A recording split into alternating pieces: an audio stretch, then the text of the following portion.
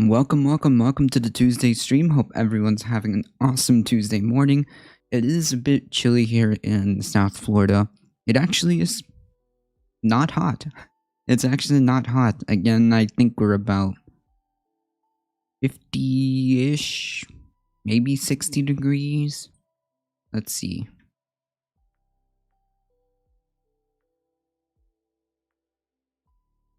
Let's see where we're at today. About 56 degrees Fahrenheit. Pretty chill morning. It's gonna get as low as... it's gonna get possibly as low as 47. Hey Kez, hey Sebs, hey Mama Media, hey New Good. How's it going? I see that, I see you. Hope you're doing alright, Sebs. Hope you're doing alright, Kez. Hope you're doing A-okay, Mama Media. Hey, Patient Sloth. Ooh, lots of friendly phrases today. Carpet packs with the host with 36 viewers. Wow, thank you for the follow, Jarly. Wow, bright and early. We're starting with the awesome. Bright and early. We're starting off with the awesome people. Ooh, is there a raid? Wait, was it a raid or a host? Hold on, folks. Am I being lied to by my... Oh my goodness, thank you so much. It's been below freezing here for 3 days. Hey, Patient Slot. Oh, it's a raid with a party of 38. Why did my thing say it was a host? I'm sorry. My apologies. I am so rude. What? Hey, thank you guys. Thank you so much. They're both at the same time. Oh, I get it, Seb Seb. Thank you so much, Carpet Packs. Thank you. I appreciate that.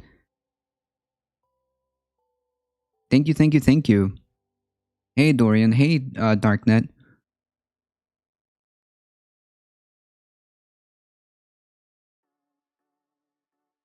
Welcome, everybody. My depression is being shit. How are you? I'm alright. I'm just hanging in there. Sorry to hear that, cuz. Will Biden win the election today again for the fifth time in a row? Yeah, he might. It's been 26 degrees Fahrenheit for 3 days. Oh my goodness. Jeez. I think it's about that temperature up in Georgia.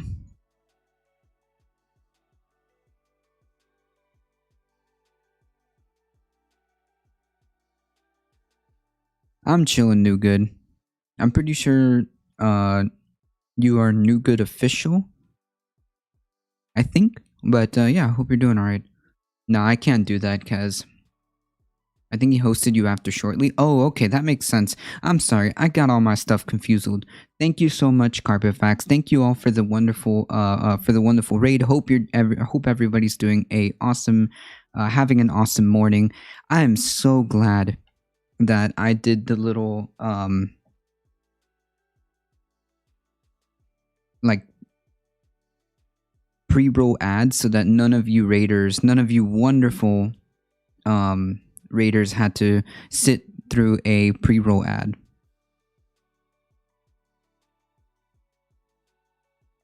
Oh, yes, I do like this emote. Everybody should sub to to Carpet Packs for this.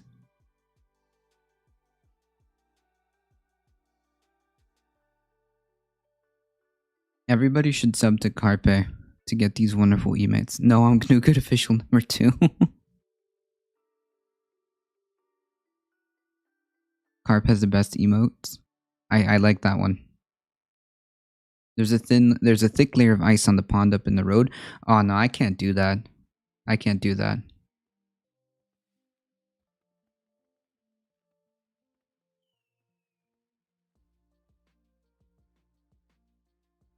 Carpe. Oh, I like this one. As in Carpe Diem. Oh, Carpe Pax. Carpe Diem. Carpe Jugulum. Gotcha. Oh, this is your emote. Oh, I like this one. Well, no, wait. I have seen your emotes. Your emotes are cool too.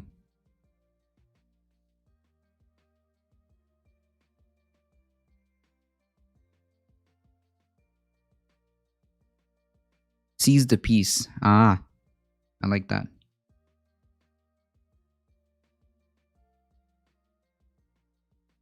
The dumpster fire. Hmm.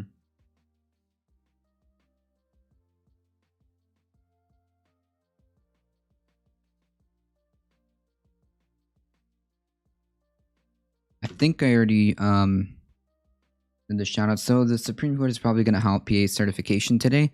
Oh my goodness, are you for real? Are you for real, Patience Loth? We're gonna take a look at that. That's cheating. Nobody has emotes like Harp.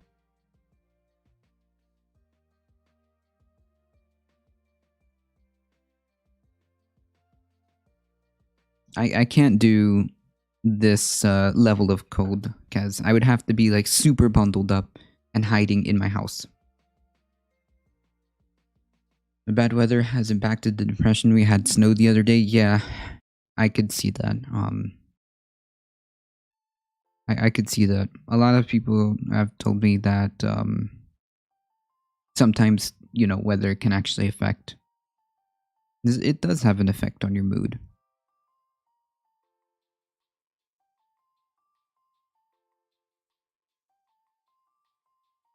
Plus, I'm not sleeping and the baby won't sleep. Oh, That's even worse. And you're in pain. Oof. That's like a quadruple whammy. I'm sorry to hear that, Kez.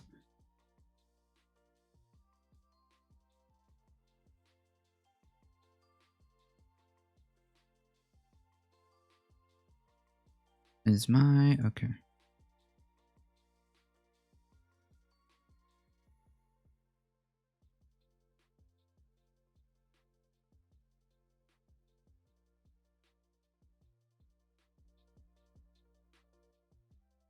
Alright, folks, let's get into some of the headlines today. Let me fire up my...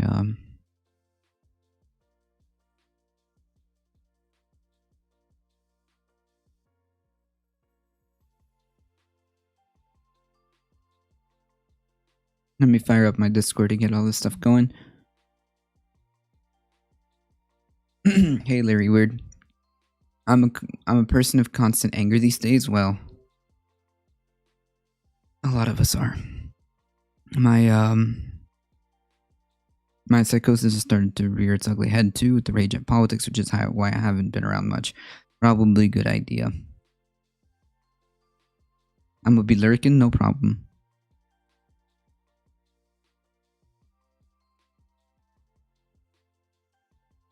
Right, that's what I was saying. Like a lot of us are.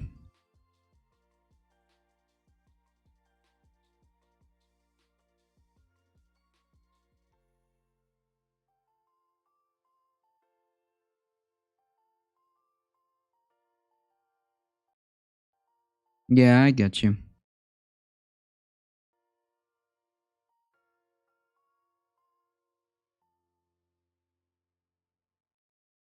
Transphobia and high court decisions here and stuff. Yikes. Yikes.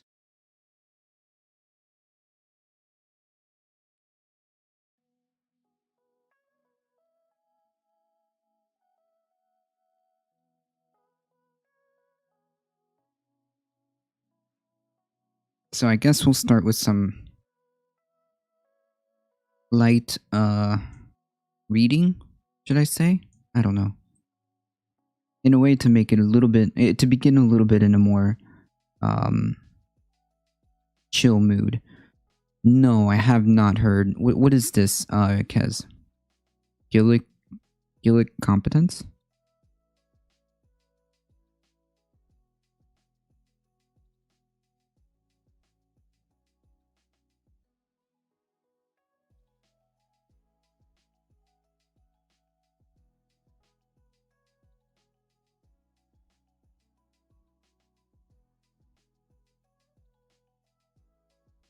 Oh.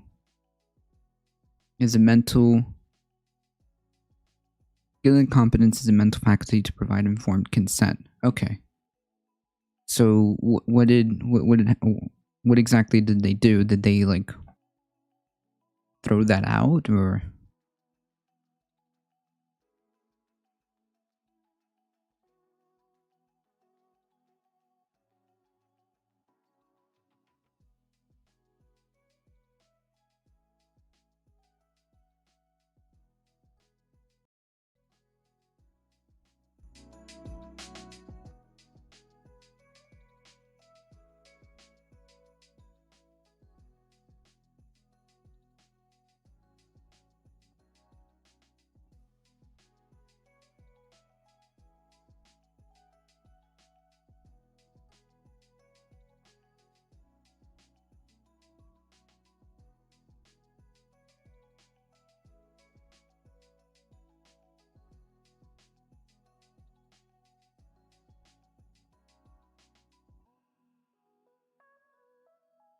So in other words, wait. The High Court has decided that trans kids 16 doesn't have to give the Congress to provide informed consent to the puberty blockers, but they would just what?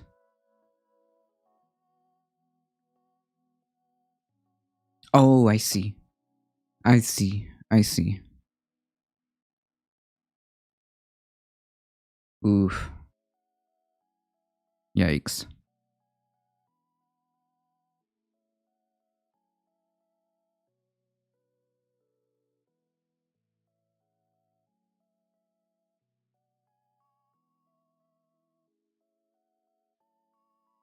President-elect Joe Biden has been certified the winner of Pennsylvania in electoral votes, but a lawsuit filed locally now on appeal to the U.S. Supreme Court seeks to overturn that. And SCOTUS says they will say today. SCOTUS say they will say today if they will hear the case or not.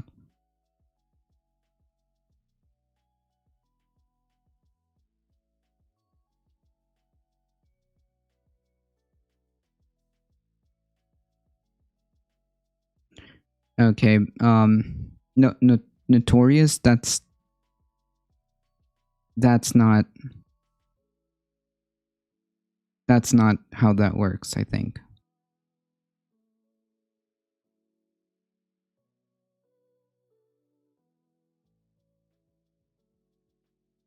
Hey, Gino.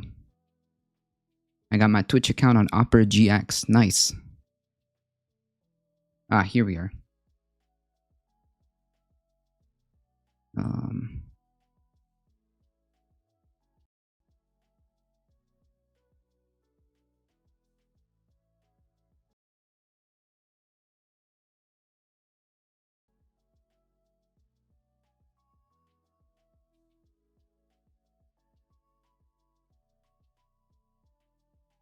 It's downfall children under the age of 40 because to risk consequences taken.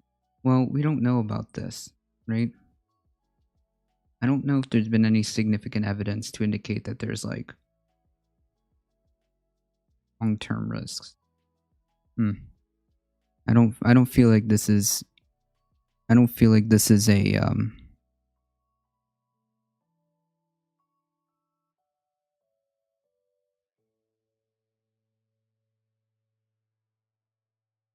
I don't think that there's enough studies to indicate that there's like long-term risks.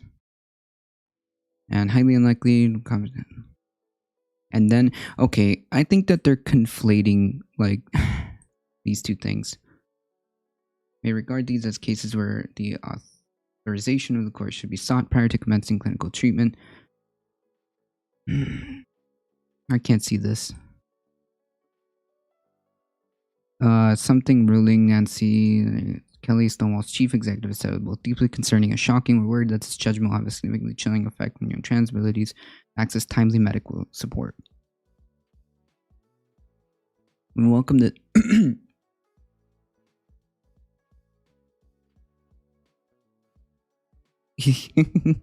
every time you come back, I grow. Hey, you should start coming back more often.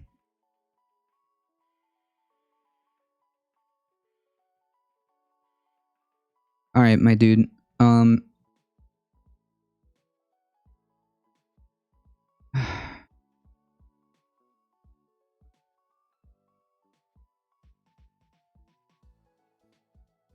Jesus Christ.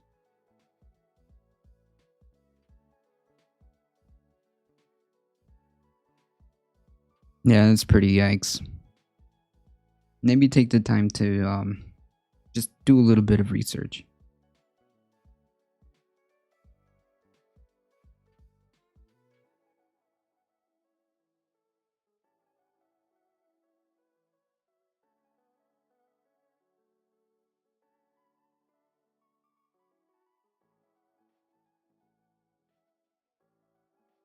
Jeez.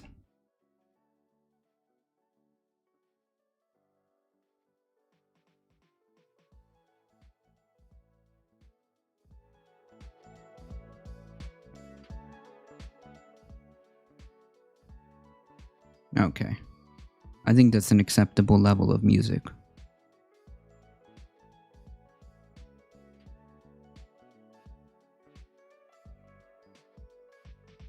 Hey, Homelander, I can't wait to upload my conscious into process human chuck every human. And every human with a better metal body.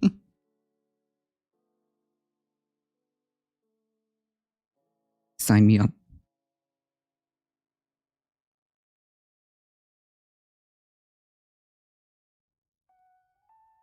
Oh, man.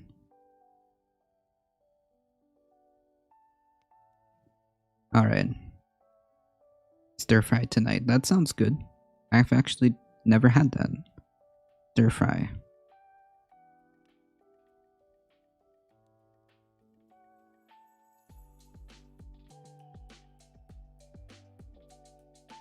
Welcome to Tavistock and Portman and HS Trust stated intention to appeal this ruling, but while Kelly acknowledged that the judgment is unclear, it says that implies that trans under 18 should obtain permission from the court before being prescribed.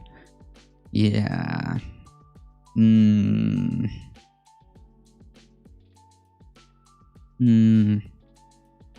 Oh, no.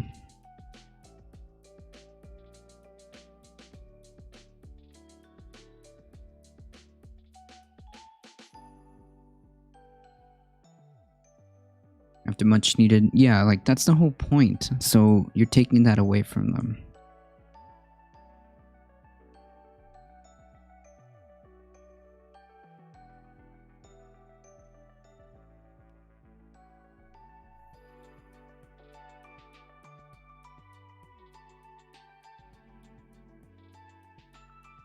Oh, so it's being appealed?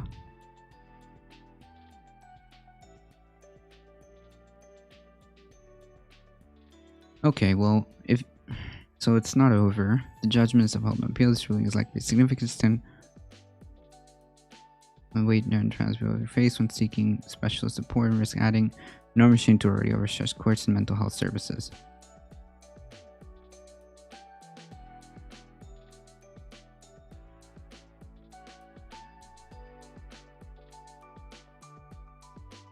Yikes.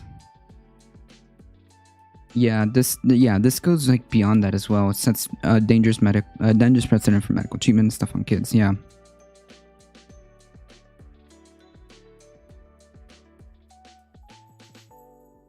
Oh my god.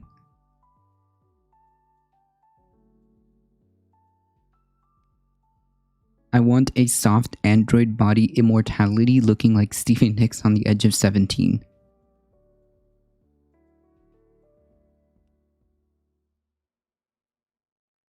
What are you talking about? Is this the same person?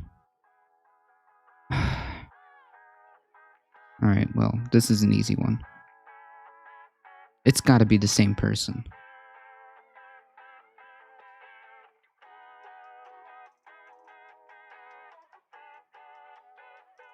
I think was it the same username? No.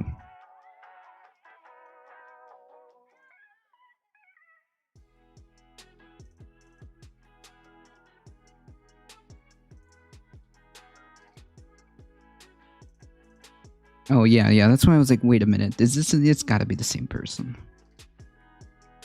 Yeah, so this extends beyond that.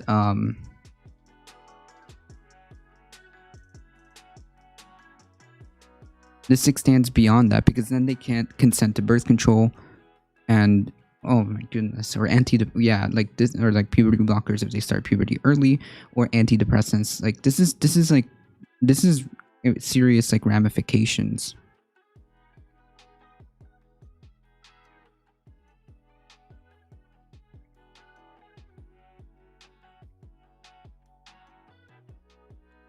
Just say this for me, injecting female hormones. Wait. Injecting female hormones isn't the entire basis of... Oh my... Chat, hold on. Injecting female hormones isn't the entire basis of transition. And, yeah, like, you don't just... That's not how that works. Like... And furthermore, I'm, like, not really... I'm not really the person, like... the spokesperson of like trans people, but I'm pretty sure that just because you took or injected female hormones does not make you trans. Like,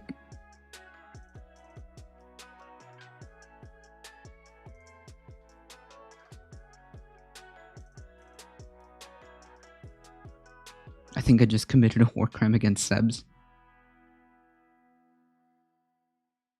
What's with the fake Christmas lights? Do you hate Christmas? Yes. Are you trying to start the war on Christmas? I already won that war. I won the war on Christmas, okay? Or because you're a socialist that can't afford real lights. Hold on.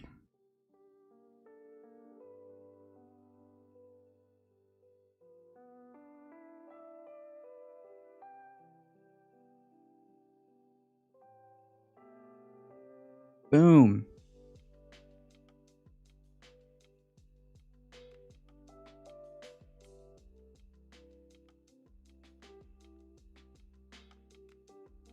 Haha, yeah.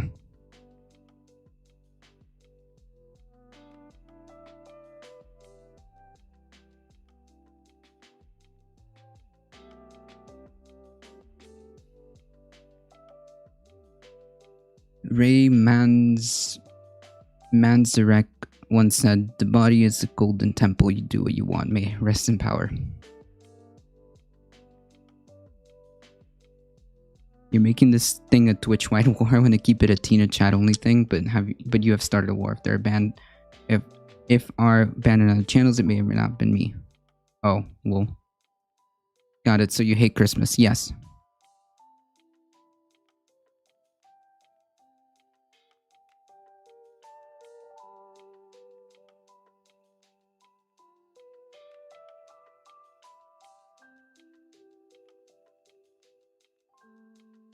Yeah, I don't remember his username, but yeah, I mean, I guess if you want to engage with that person, I believe their username is probably somewhere there in chat. Oh, there you go, Paper Lane Boy. It turned into a consumerist hellscape. Yeah, a lot of holidays have been. I'm glad the Republicans in Wisconsin put up a Christmas tree after shutting down the legislature since the start of the pandemic and refused to do anything about it. Hey, J. Curie, how's it going?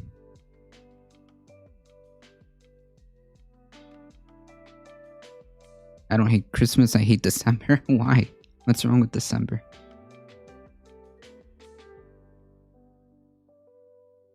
I like gifts. Well, you could do Christmas in a way. You could do Christmas in a way while still keeping the gift side of it. I wish you all a good day. Much respect to you. Hey, thanks for stopping by.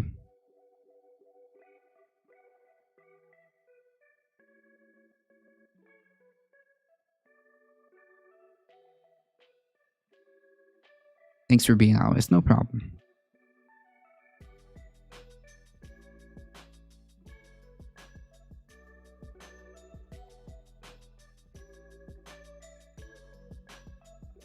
You can celebrate gift giving without Christmas. That's also true. And that's also true. It's a consumerist hellscape aimed to break the bank and breed gift giving competition. Yeah.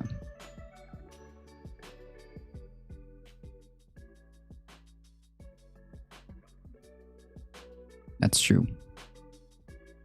That's like the commercializing of holidays is kind of cringe. What's the proper term? Commercializing? Commercialization? I don't know how to English today.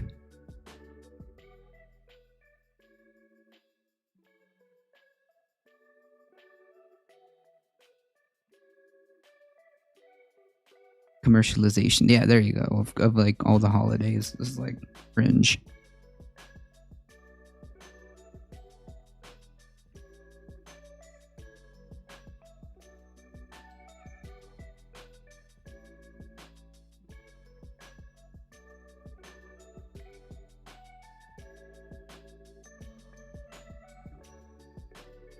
Hey folks, I have more viewers in here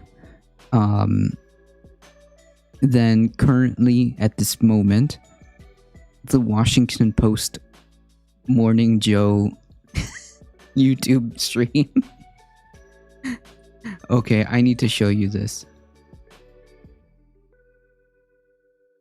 30 I actually have more viewers than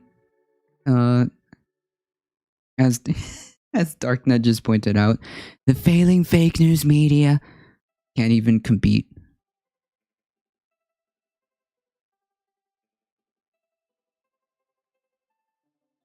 No, that's not how it works. Spend more money than you actually can afford. Buy an expensive ass microphone, a TV, an iPhone, whatever you want. To complain, then complain about how the system is broken. I mean,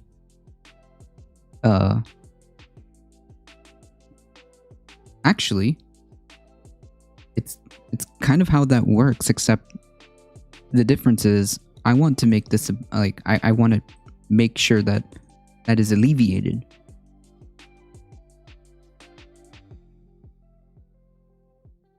Reason to numerous types, starting the anniversary of a stroke, that brain damage, my family abandoned, love my life. Yeah, I mean, that could do it, Larry Weird. I'm sorry to hear that, friend. ADT is the only real news. True.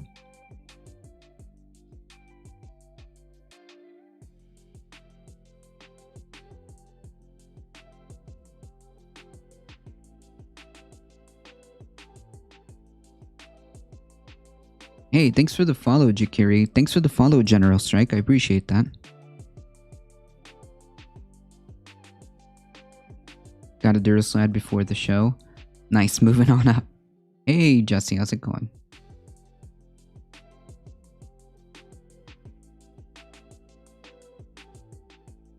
Hey, Astria, how's it going? Hope you're doing alright.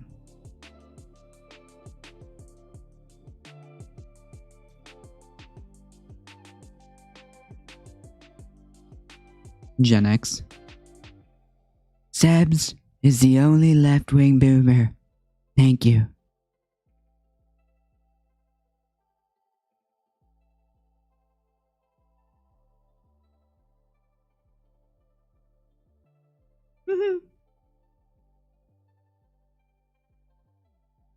Anyone has a home, it's just that some people's homes are tents. Yeah, and that makes it okay, I guess, in your world. I guess in your world, people suffering is just okay because you aren't. That's kind of a very, very, very selfish way of viewing the world. That's an extremely selfish viewing way of viewing the world. Like, yes, it just happens that some people don't have, and that's okay. Some people just don't have, and that's okay. And it's not like we're talking about microphones, like you were saying. Like, we're talking about people's lives, right? Things that people actually need to survive. And you're like claiming that that's the same as people having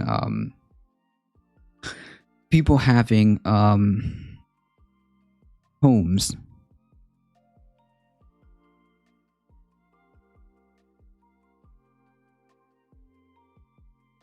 Like, I think what you need to do is some introspection and have a little bit of empathy, like actual genuine empathy.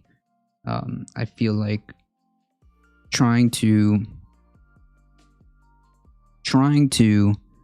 justify morally in your head as to why some people have homes and some people have tents, trying to justify that morally is pretty cringe.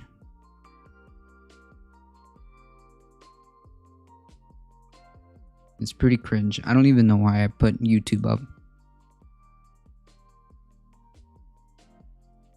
Jeez.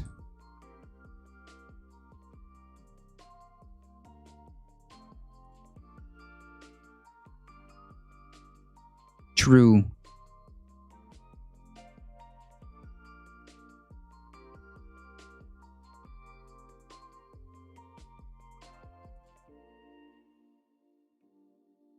That is very true. People like that is why we're in the situation that we're in. Like, the idea that you can, like I said, justify that morally and say like, oh, well, well, it's just everybody has a home, just some of them and ends up being the sidewalk, and that's okay. Like, what are you talking about?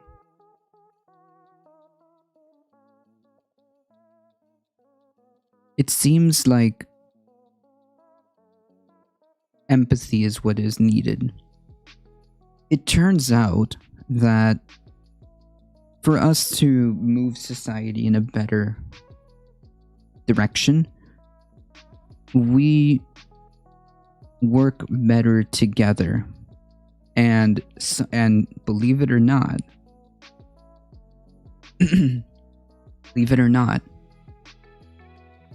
um, what happens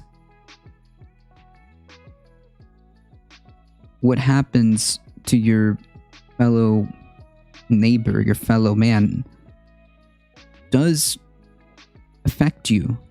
Okay, it turns out it does affect society when there are millions of people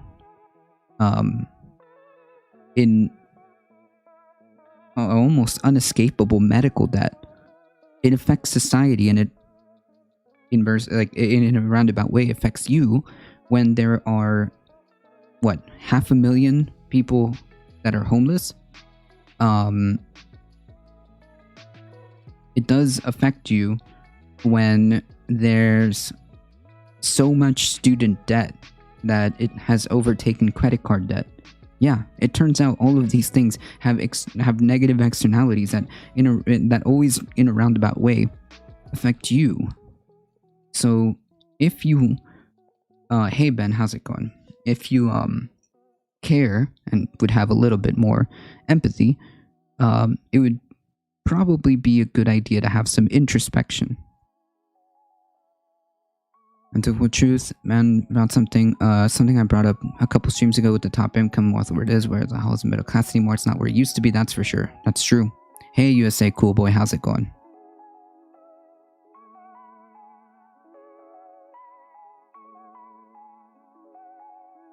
I ran into like 10 of your clones in another stream. Hey Stupka.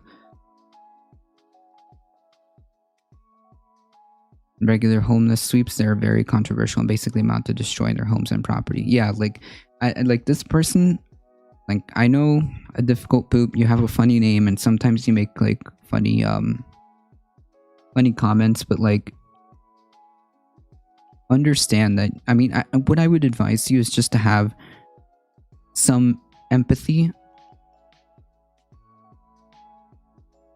and introspection and attempt to seriously evaluate our current iteration, our current society, and imagine a situation like Jesse just described. Like regular sweeps to destroy what little they have instead of fixing the problem. Instead of fixing the problem, which if you really care about addressing homelessness, then you should probably move in the direction to give people food, housing, education, and healthcare. And it turns out there's actually proof that these things actually had a fantastic result. And 4 out of 5 of the homeless people that were given these things succeeded.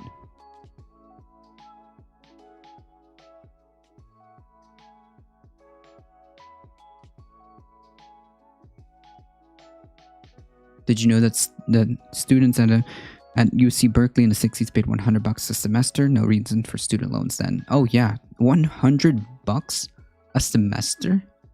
Wow. And it's not like it's like it's ridiculous to me. Like back then, the education was this. It's not like we paid. It's not like we have 100 times the better education that we did now that justifies the what is it called?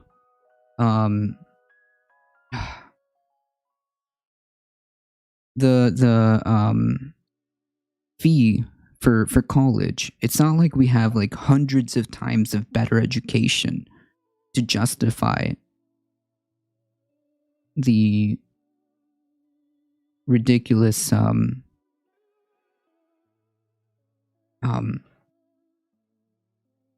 tuition. Yes, thank you. Even 800 a semester. That's even less than what it is now.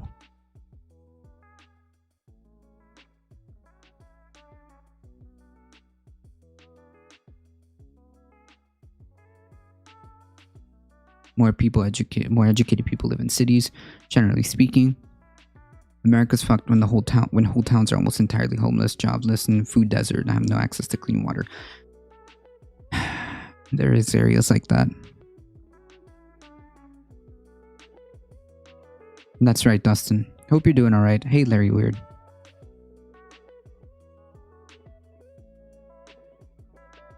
Yeah, people complain about people complain about the radical communism that's happening, and then fail to see with their very own eyes in this, especially during this crisis, the red lines that are happening. Our food banks are stressed. The food banks are stressed. There are people who waited 5 hours to get food in this country.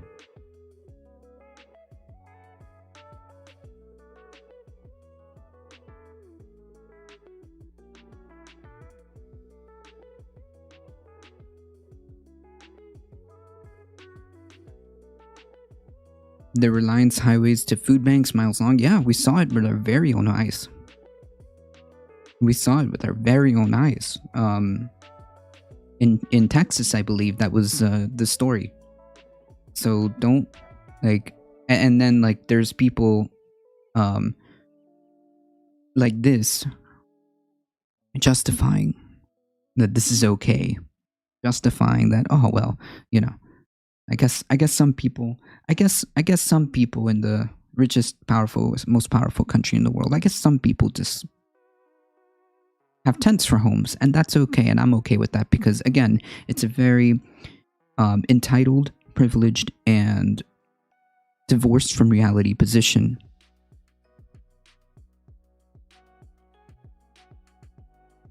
It must be nice to get yours and then screw everybody else.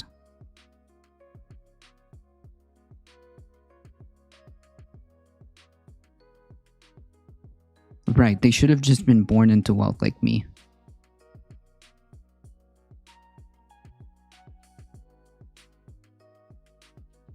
You see, but did you take the moment to read what you typed out?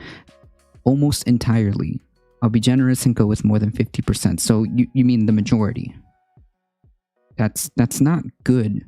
That's not to be boastful about, or that's not to be pedantic about, oh well, it's not everybody, it's just more than 50%. That's not good. Raise the floor. Yes. Again,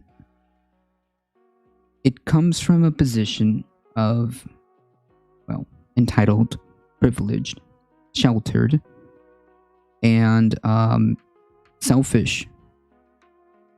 So to that I say, maybe we should have a little bit of introspection and realize that things don't just revolve around you. What happens to other people in our country or in our society inadvertently comes back and affects you. And it's just the right thing to do. Don't you want less bad in the world?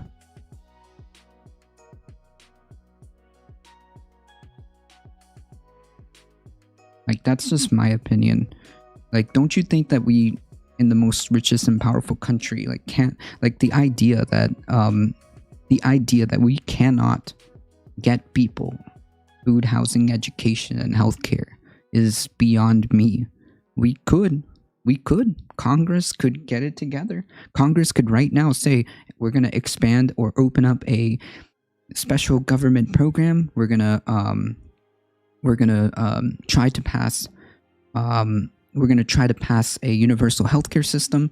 We're going to try to make sure that that colleges are tuition free, in terms of the public colleges can be tuition free. All of these things can be done. This isn't a crazy, ridiculous idea, right? It can be done right now.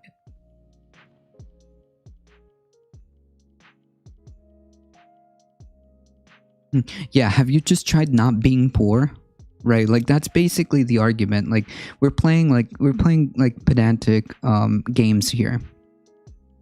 The issue is there is gross level, unsustainable income inequality, and it shows when you have this type of rhetoric, when saying, well, everybody has a home, it's just that some homes are tents, and like as if like that's like a joke. I guess that was your attempt at a joke. um but this is the reality of people, and I don't I think that what's happening here is that, again, you're in a sheltered, privileged, entitled position, so it must be nice that you got yours. But that is not the reality for a lot of people, okay?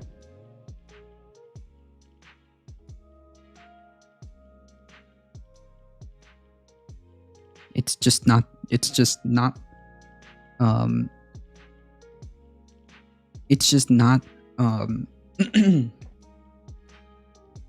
a, how do I say this? It's just not a conducive way of making this place better.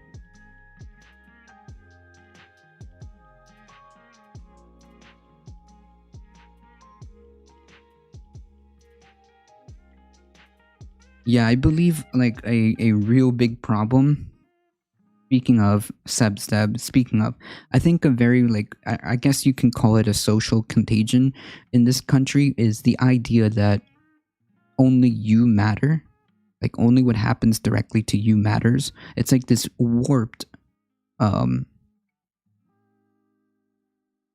all of this like warped individualism to the point where you no, I mean it's just lack of empathy. I got mine, and of course it's um encouraged by the type of system that we have. Um, but this individualism and, well, at least this level of individualism and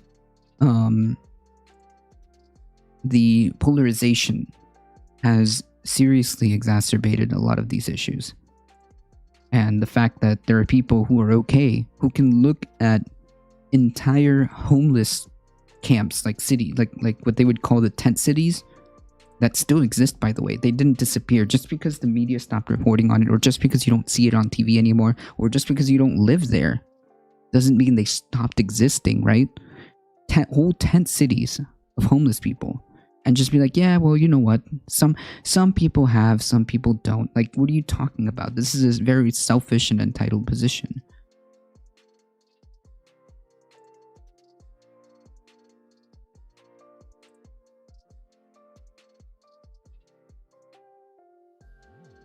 I think also it's because we have this idea that wealthy people got theirs by themselves, which must also mean that it's the poor's fault for being poor. Yeah, but like that doesn't even make sense, like logically speaking. That doesn't even make sense logically speaking, because like even like then the idea would be, well, all you have to, all everybody has to do is be a business. It's like the I don't know if it's a like the leap in logic that sometimes people say that like, oh, well, you just need to be a small business owner. Duh. Just start your own business, dude. Well, if everybody started their own business, like what? How to square that circle for me?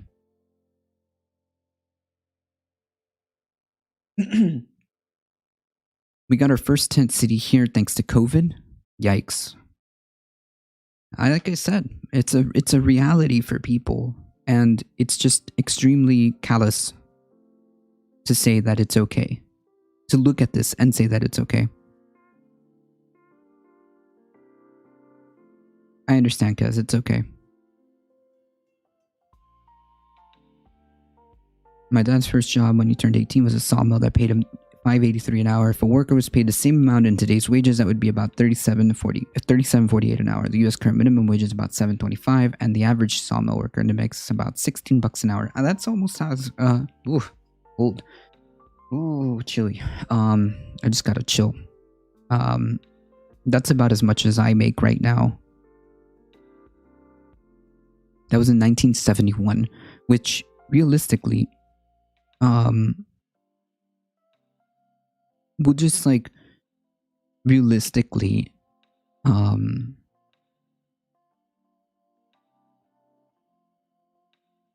isn't that much. Hey, thanks for the subscription, Jesse. I really appreciate that.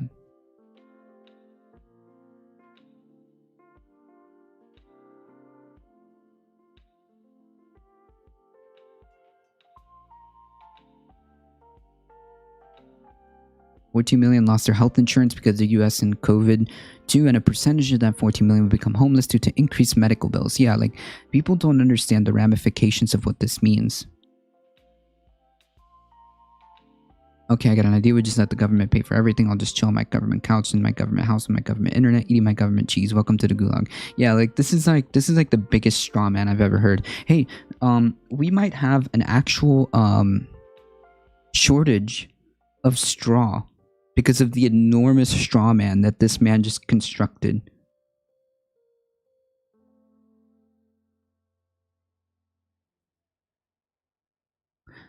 Like I think you may have just destroyed the world's production, like the world's um uh um amount of straw because because of how large that straw man that you built. He's preparing for the Burning Man event. I bet you just want America to be like Vuvuzela.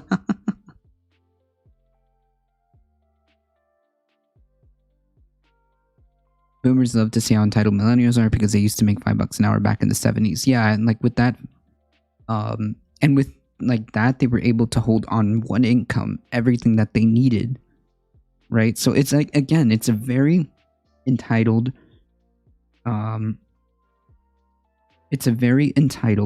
privileged, sheltered position. Must be nice.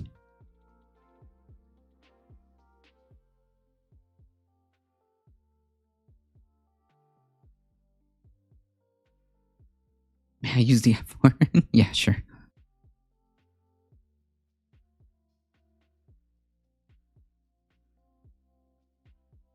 Again, the government doing something does not equal communism. Okay.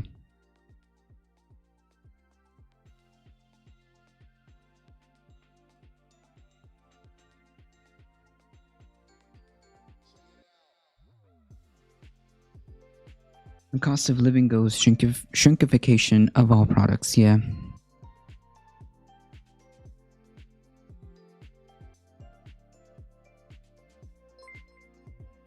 Oh, is Ben still in chat?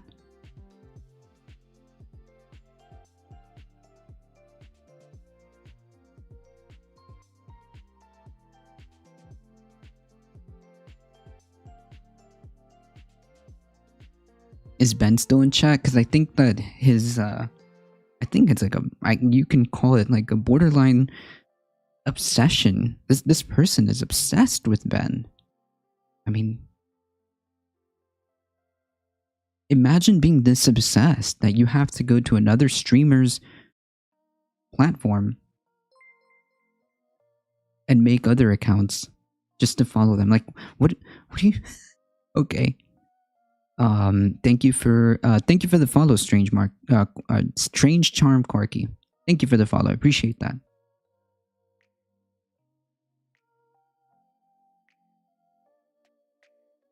Looks like Patriot Soapbox got banned again. If anyone wants to hear, that channel is toxic. Wait, who is Patriot Soapbox?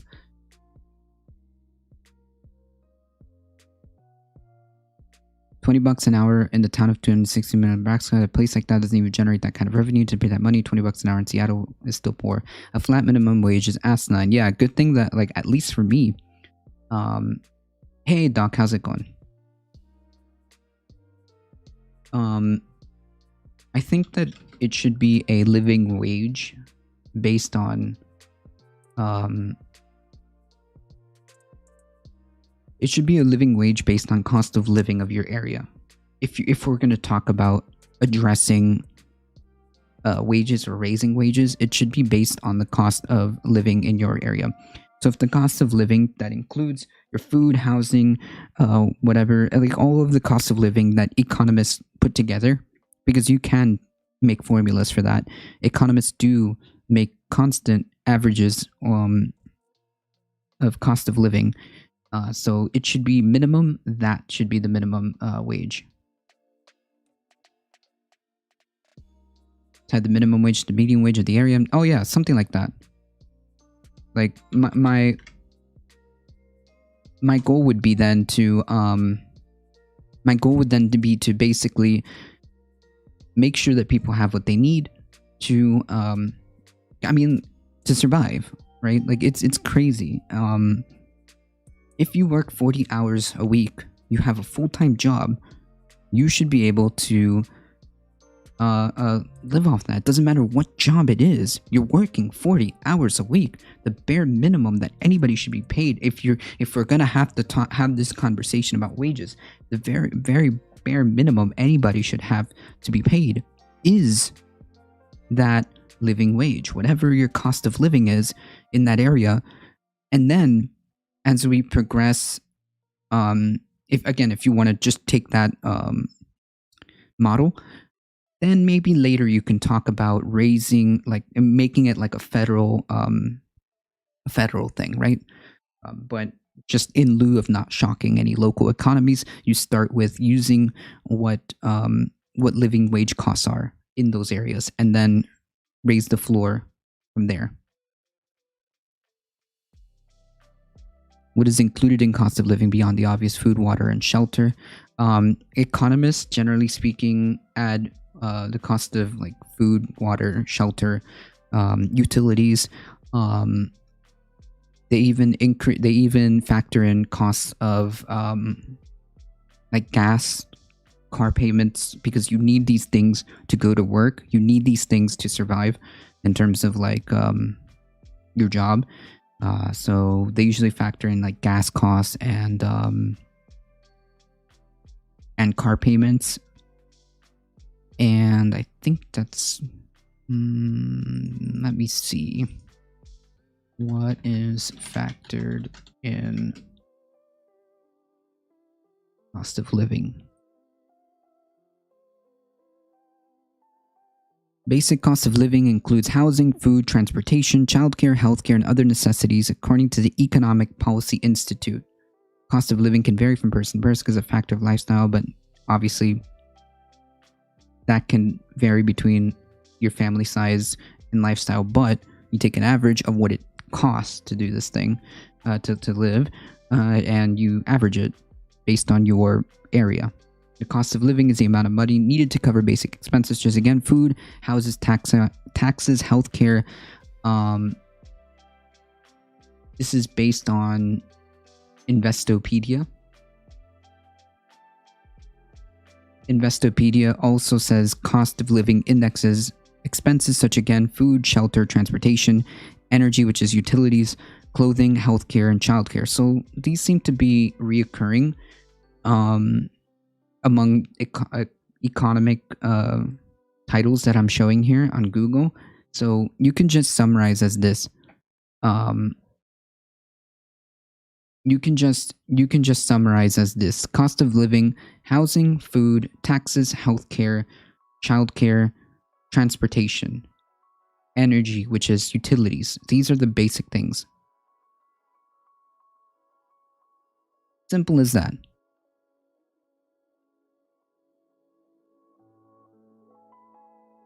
You make an average of what it costs to have these things in your area, and you make it based off that.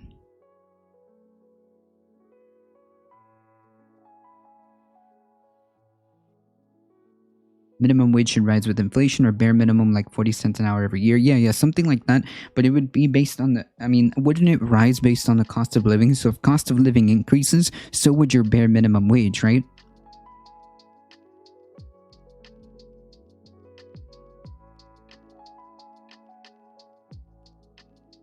Tax the robots. Each robot can displace a worker, must support 2 workers. Robots can work 24/7, 365. Okay. Minimum wage should rise with inflation. Ah, yes. 1,400 iPhones are a human right. True. I agree with this. I want a $1,400 iPhone. I believe that is a right.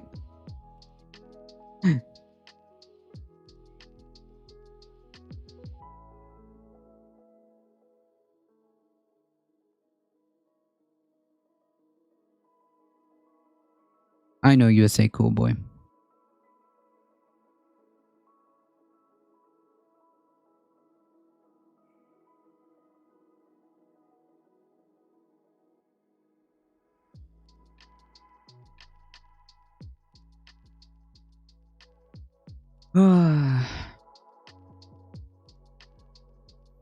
Who doesn't? Who doesn't spend money given after them? Who doesn't spend the money given to them? Yeah, exactly. The rich people, exactly. So in order for it to be like economic stimulus has to be given to middle and low and working class and middle class and small businesses. You're talking about trying to stimulate the economy. Oh, there he goes. Well, hopefully in 604,800 seconds, he'll realize that maybe the world doesn't revolve around him.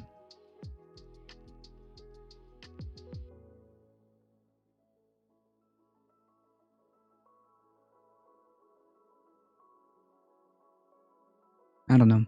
It's just like when you present the argument like this, I just feel like it's kind of selfish, entitled, and privileged. Okay, that is not the reality for a lot of people, and it's kind of callous to think that you can sit there and say, "Well, just stop being poor." Just doesn't seem right.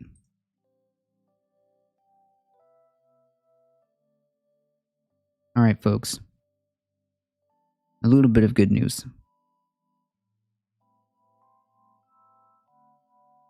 A little bit of good news.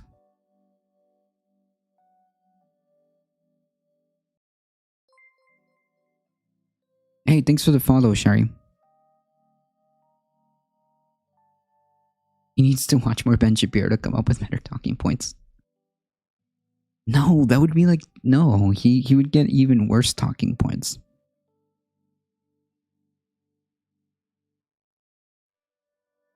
Oh, Larry Weird. That reminds me.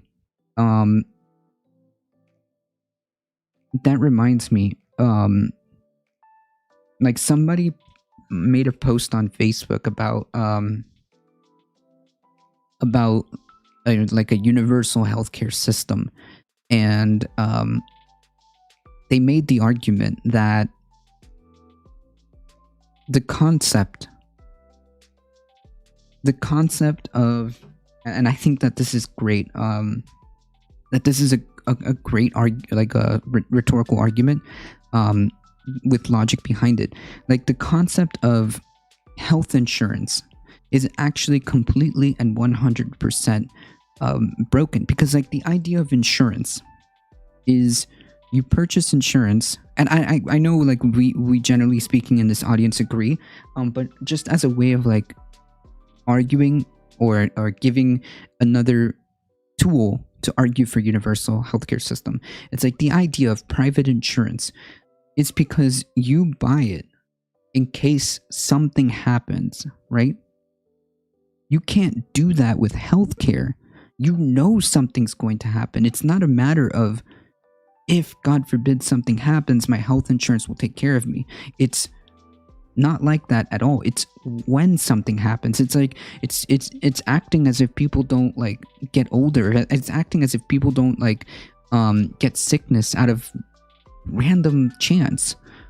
So it will happen, and therefore trying to have a private health insurance is actually just not it's not even correct in the sense in the sense of like the system that we have. It's just not even right, because you're not insuring your health against something that may or may not happen. You're gonna need healthcare, right? Because the whole purpose of insurance is to protect you from something that could happen, like a hurricane, or I don't know, somebody bumps into your car, or something happens to your house, or something happens to your laptop. You're not expecting your laptop to randomly stop working. That's why you insure it. However, you know that at some point you're gonna need healthcare. So the actual like entire premise of health insurance is like ridiculous, and I found that a very good way to illustrate that to people who are a little bit more on the normie side. I think that's a really good way to illustrate that. It's like, why are you advocating for private health insurance? Like, what do you know? The whole entire reason why you have insurance is so that you can protect yourself against what may happen. Well, healthcare doesn't work that way, does it? You will need it.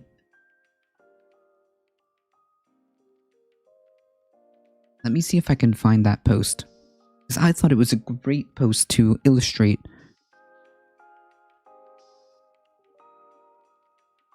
Okay, here it is. Here it is.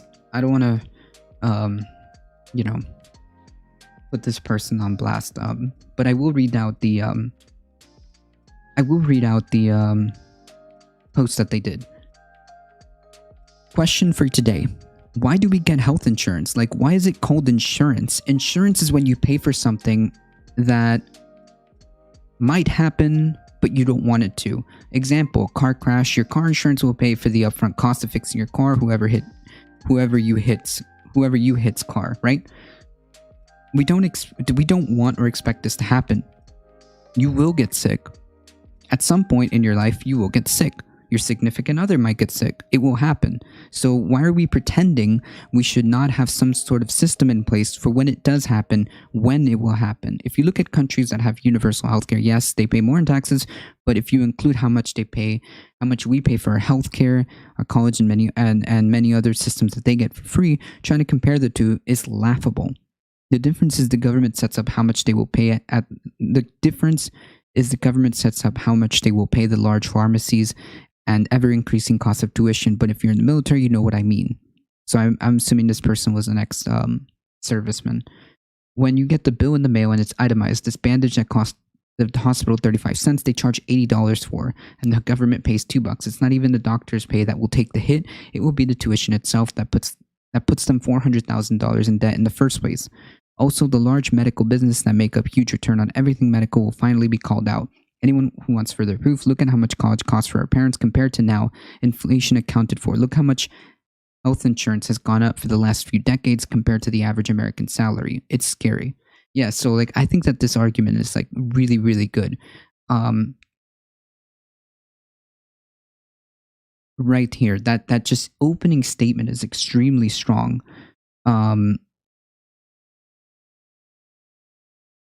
Why do we like, first of all, why do we get health insurance, and like why is it even called insurance?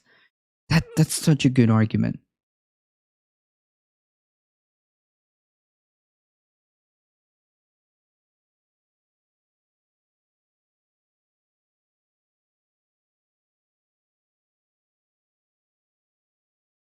After studying politics and getting to the core of the world, I can finally understand that it's trying to solve simple man-made conflicts. Yeah.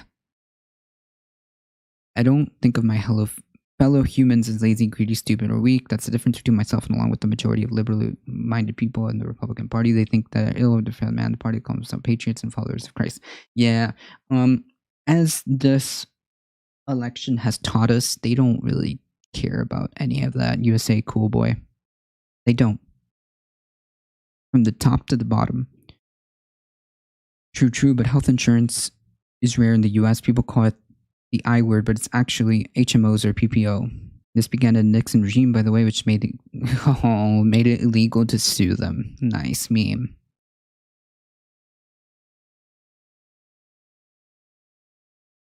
Watching a right winger within 2 minutes without noticing the irony. I hate government healthcare, and then added, I hate Bill Gates for doing healthcare. What?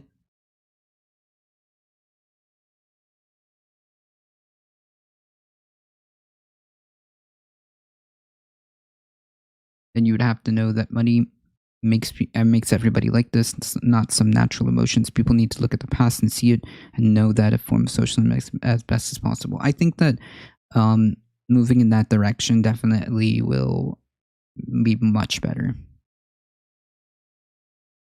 HMOs and PPOs was sold as a way to contain healthcare costs, but they maximize healthcare profit. Yeah, because it's not based on trying to deliver healthcare. It's based on trying to deliver as many cents of profit as possible, as many dollars, as many pennies of profit. If they could make one more penny by squeezing out a exception, they will do it.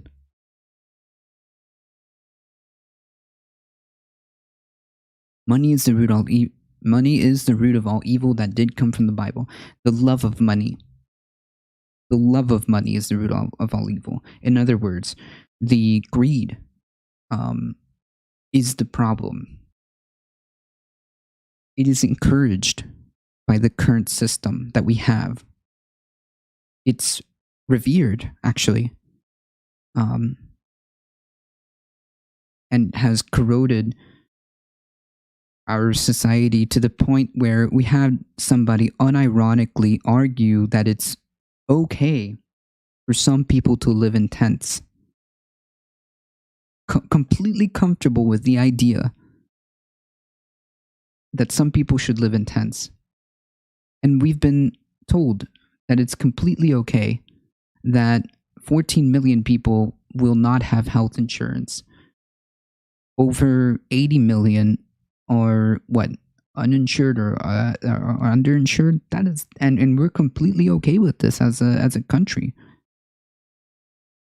Completely fine with it. Not what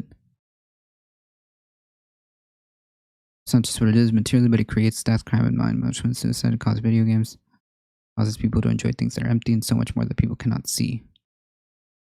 Wait, I'm so lost. Oh, I see. I'm sorry. You're responding to USA Cool Boy. Capitalism is based and driven by greed. It's doomed to succeed. It's definitely encouraged. In fact, revered. We see people like Jeff Bezos as the ultimate. How do I say this? As the ultimate goal, right? Everybody wants to be like Bezos. And then we see people living in tents and say, well, those people, it's just their fault. It's just their fault. We see people literally dying because they can't agree. Sorry, I'm reading something else. Because they can't afford a simple medical procedure. Oh, well, they should have just had health insurance. They should have just been able to afford it. Oh, they should have just had a job that offered these benefits, even though most jobs try to cut that out.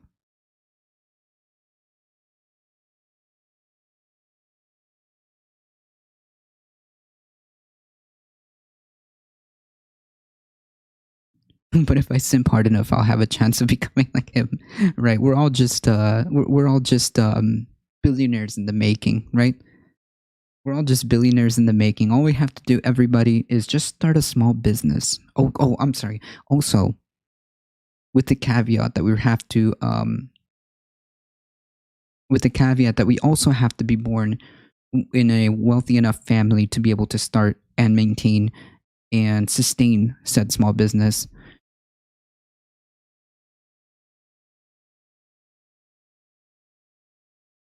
While itself is just being inherently evil, a celebrity paying for a kid's kidney transplant isn't good. It's defined by that because such praise the way it was saved. It's an illusion of something that our world operates by. Yeah. So like from a moral perspective, when something like that happens, it's not a feel good story, right? Like a kid selling lemonade so that he can afford lunch for school is not a story of wow, how hardworking or ingenious the kid is. He's trying to make it on his own. He's like doing all this stuff by himself. The story is wait. This child is going hungry and can't afford food at school because the school is underfunded. Because the school is underfunded, it can't like get lunches to everybody. That's the problem.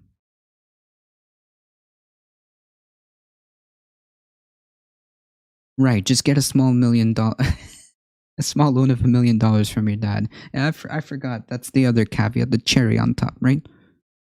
And then you'll make it. Then you'll make it.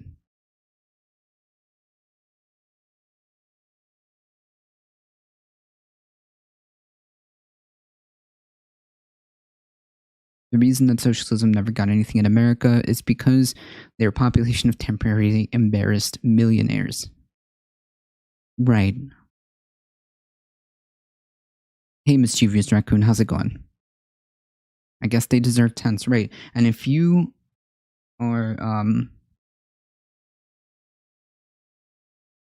if you're a small business owner who, through no fault of your own, lost everything in this pandemic, because the government has yet, by the way, to figure out how to do a successful stimulus package to help anybody that needs it, then I guess it's just your fault and you deserve tents and just get a job, forehead, right? Hey, Selena Gomez Queen, how's it going? Just use your, yeah, of course, Astria. Why didn't I not think of that? Why didn't I use my parents' money to buy a company that was already successful? Duh, that's all you need to do, folks. I forgot. Excuse my ignorance.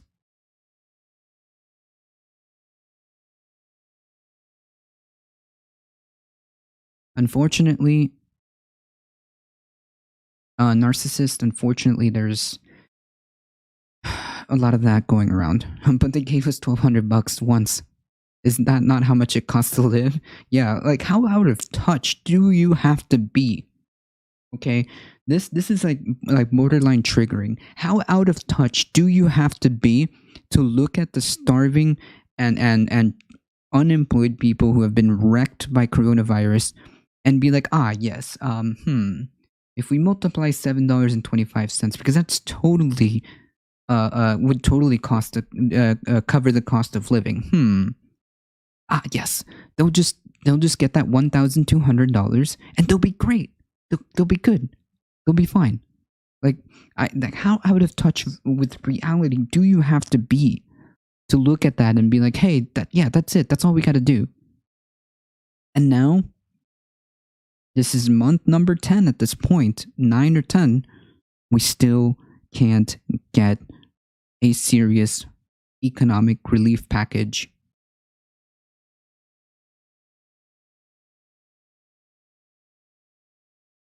What happened to my music? I didn't notice it was gone.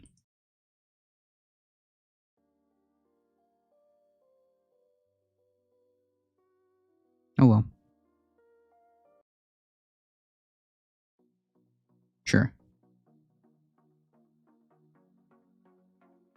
It is sad that when the media covers a story like that, a celebrity of some sort paying for the less fortunate life-saving surgeries focus on the predictions and not the craziness that is the root of the story. If that person had not stepped up and had the money, that person would be dead. Yeah, exactly. Like, we're missing completely like the moral of the story, right? Like, this isn't a feel-good story. It's a oof.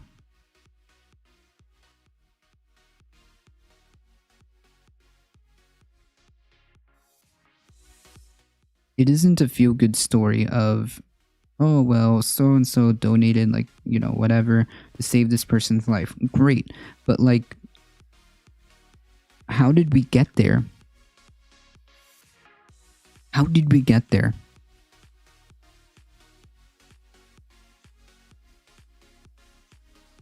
I was watching Cornell West on the Political Thirst Trap this morning. Nice.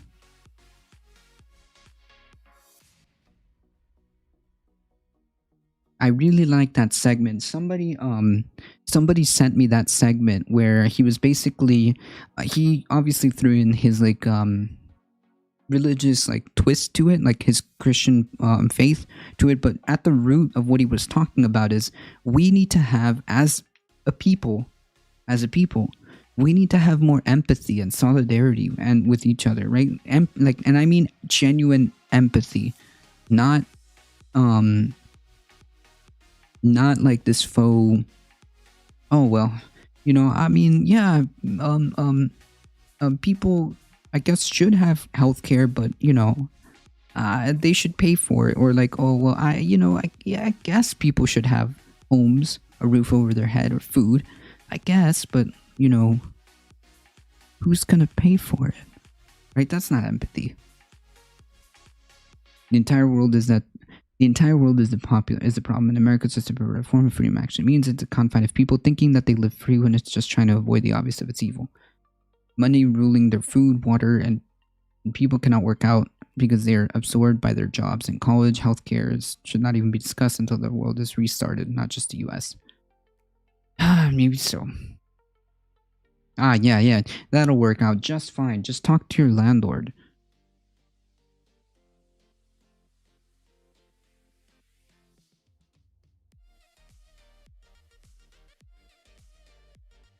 It's amazing how both Democrats and Republicans in Congress are useless. The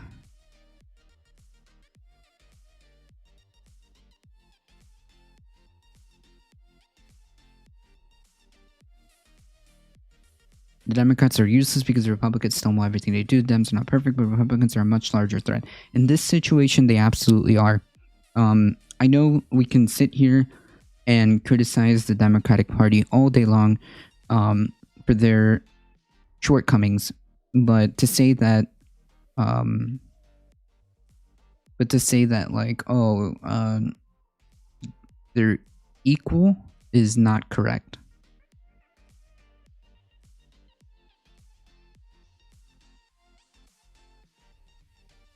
We need a third party. It'll shake things up. You want a third party? Here's how we do third parties. Advocate for ranked choice voting in your state. And go state by state, ranked choice voting. Move to a more democratic system.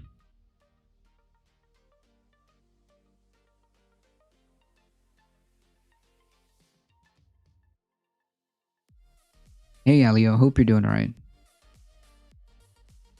All mail-in voting, that would be interesting. I mean, we have that option. I just don't think that people took advantage of it as much as this election because of the pandemic. But I do believe we can, if I'm correct, we can vote by mail. It just shows us, it should encourage us that we see these type of results, that we should be voting by mail. If you don't, if you don't have the ability to go out and vote in person, get your mail-in ballot.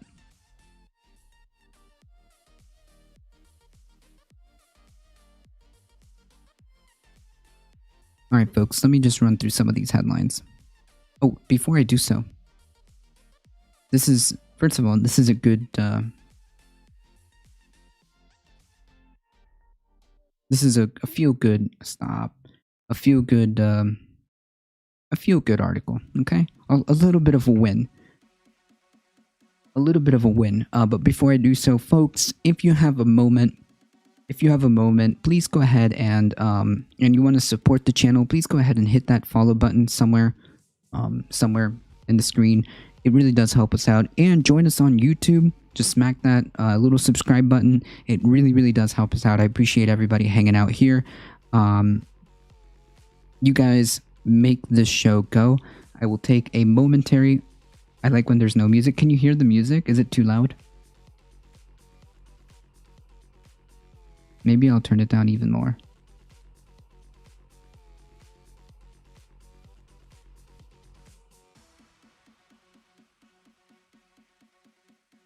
Now, as an option, all mail vote is the only way to vote. Washington have been shown maintaining polling locations expensive and total junk. I mean, yeah, it's a possibility. Elected Democrats on a wild scale believe climate change, minimum wage increase, military budget cuts, women's control of their own bodies, expanded Medicare in some fashion, and many more that the Republicans just simply don't. Yeah, like... Oh, okay. Yeah, the idea that these parties are, like, similar is not correct. Now, can you criticize the Democratic Party? Sure. I just don't think it's fair to equate them.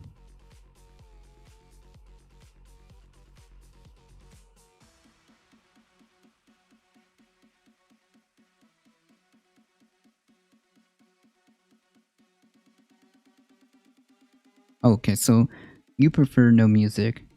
Okay. Hold on, folks. I gotta take a quick break, just so that we can disable some of these pre-rolls. I'll be right back. Just quick break.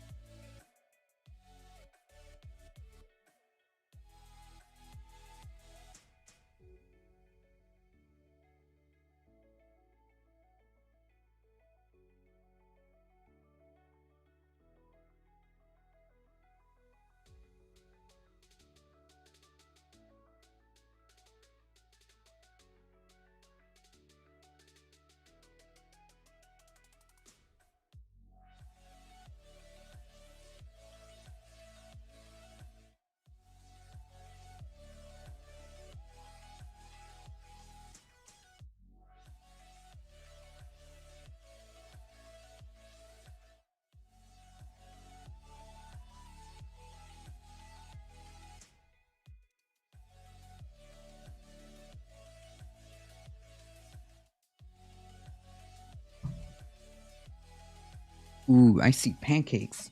Pancakes, pancakes, pancakes.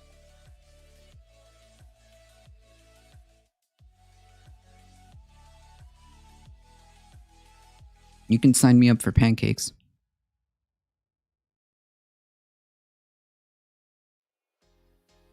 The stranglehold of the two-party system is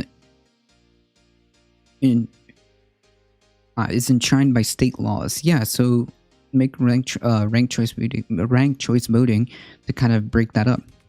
No voting of different parties or single party, and a complete restart of our society. One party, one vote only. One party, one vote? What do you mean? I'm not sure I could buy that. Like, do I think that we definitely need to move towards a better system? Yes. Do I think that this gross levels of like income inequality are sustainable? No. Do I think that we need to address the obvious looming crisis of climate change? Yes. Do I think that we need to move in a more democratic manner? Yes.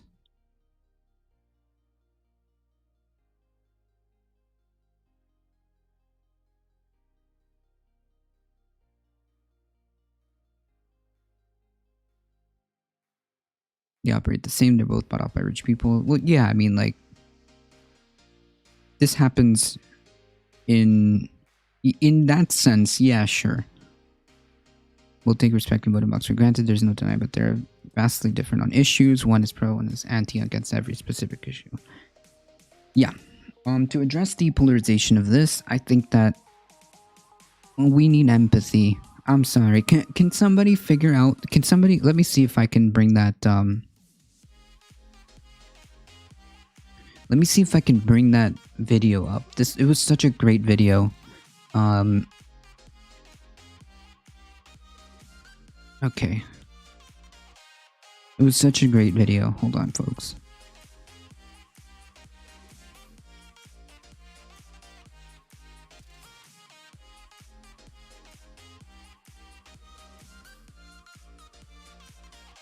Oh no.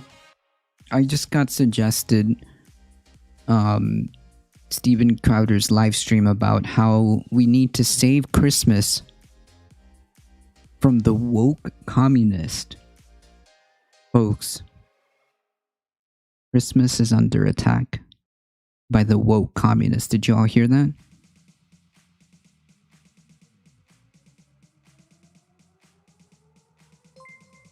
Thanks for the follow, Echo Man. Rangers voted not passing messages, be voted or diluting the vote. Yeah.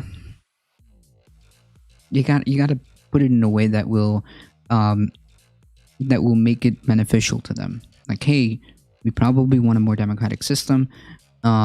We probably want a third party to have a chance, any chance, and kind of break up this duopoly.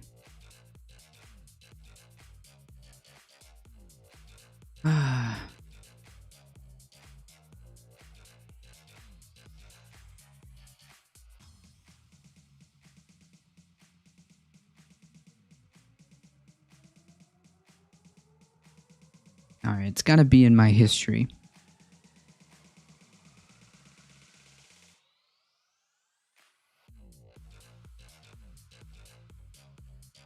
Joining us now is... Oops. Practice of public philosophy. This video.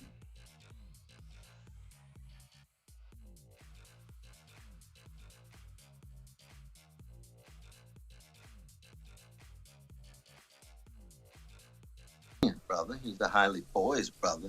Sister Michelle is magnificent. The two wonderful American citizen with that killer list every Tuesday with no due process. You see, if a Republican did that, New York Times would go 8. Barack does it, nobody wants to say a word. Where's the moral consistency? Same was with drones. I thought he was going to say something about how he felt as if he could come to terms with drones. Bush, 45 drones, war crime. Barack Obama, 563 drones, three drones, war crime. I call him, I'm just being consistent. I said the same thing about Bush, I say about him. I'll say the same thing about Trump, even worse. We'll say the same thing about Biden. It's a matter of being morally and spiritually consistent here. And so the book actually reveals even more a confirmation and even almost vindication of what so many of us were trying to say. And I'm not the only one, as you know. Adolph Reed has been saying this, and Brother Matt Diaby and Chris Hedges and Naomi Klein and Noam Chomsky and Paul Street. I mean, I'm not the only one. Glenn Ford, Black Agenda. Let me ask you this. One of the things Obama was so worried about. The war on Christmas started early this year when Nordstrom and other major retailers announced that there's no Santa pictures. Oh, man. They insist on waste people's money every 4 years just running for president when they can actually run to... Well, this year the Libertarians were the real MVPs, denying Trump some important swing states. Mm-hmm. You say what? Indeed. Let me ask you this. One of the things Obama was so worried about, and what Biden has been so concerned about this year, was being tagged as a socialist, the dreaded S word. You're a proud democratic socialist. Why do you think so many Americans recoil from that word? You even had House Democrats blaming socialism for down ballot losses this year in places like Florida. I mean, there is a association of socialism with the Soviet Union, association of socialism with repression and regimentation. So you understand that kind of misunderstanding. It's sad that is still often something that's taken place. But the kind of democratic socialism I'm talking about was the ways in which Helen Keller was a democratic socialist, the way in which John Dewey was a democratic socialist, the ways in which Reinhold Niebuhr was a democratic socialist, the ways in which Martin Luther King Jr. was a democratic socialist. That has nothing to do with Soviet Union. Has nothing to do with repression, nothing to do with regimentation. But in the minds of most people, when they say socialist. And for me, it's not really about an ism, just like I was telling Brother Tucker, that as a Christian, I'm just trying to bear witness to... Are you an atheist? That has to do with the least of these, the poor, the persecutor. It has to do with the genius of Hebrew scripture, that spreading of hesed, that loving kindness to the orphan and widow and fatherless and motherless, and that includes structures. See, the Jesus that I follow went straight into the temple and ran out the money changers. Well, what was the temple of that day? It was a huge place. It There you was go, Larry Weir. Hollywood, Harvard, White House, Pentagon. That's where the temple was, to run out the money changers, those who had idols that overlooked the humanity of the weak and the vulnerable. That's why Jesus was crucified, because he ran the money changers out of the temple. So that's Wall Street, that's White House, that's Pentagon, that's Hollywood, that's Harvard, that's Yale, even a little Oxford, brother.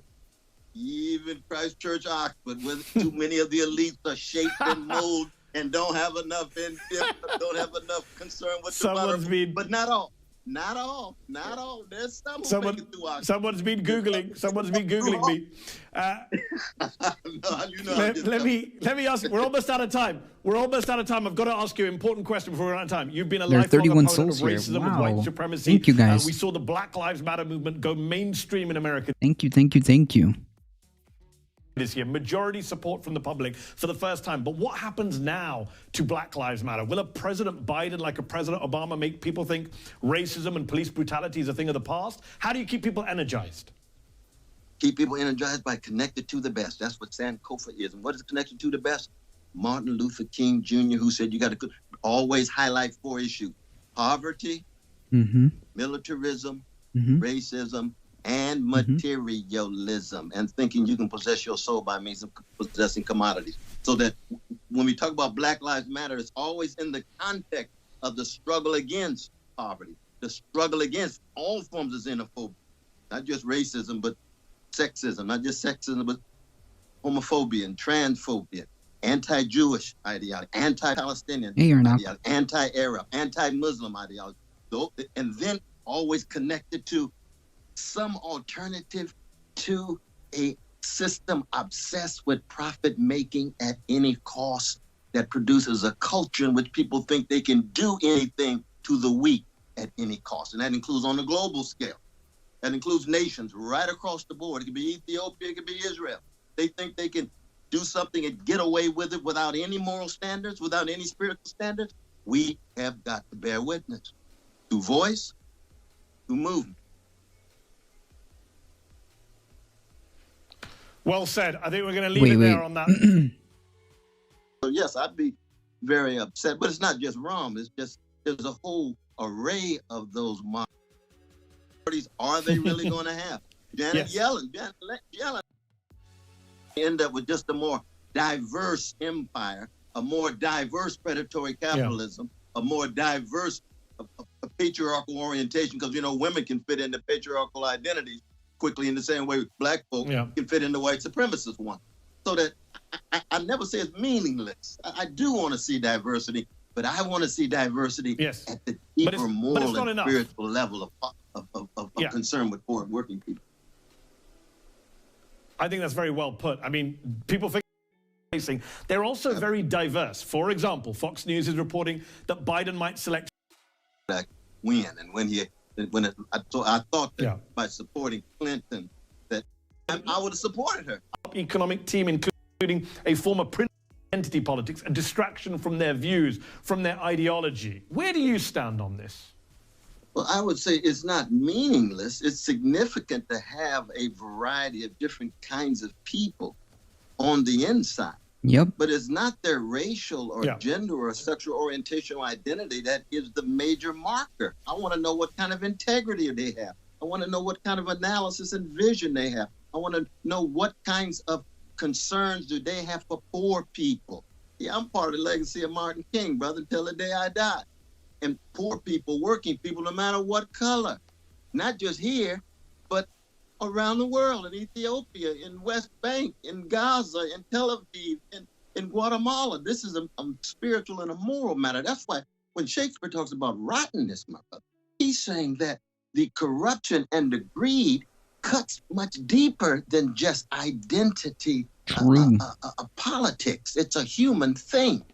And that's why predatory capitalism, that's why militarism comes out of the Pentagon. These are not PC categories. These are actual realities that are crushing precious human beings of all colors.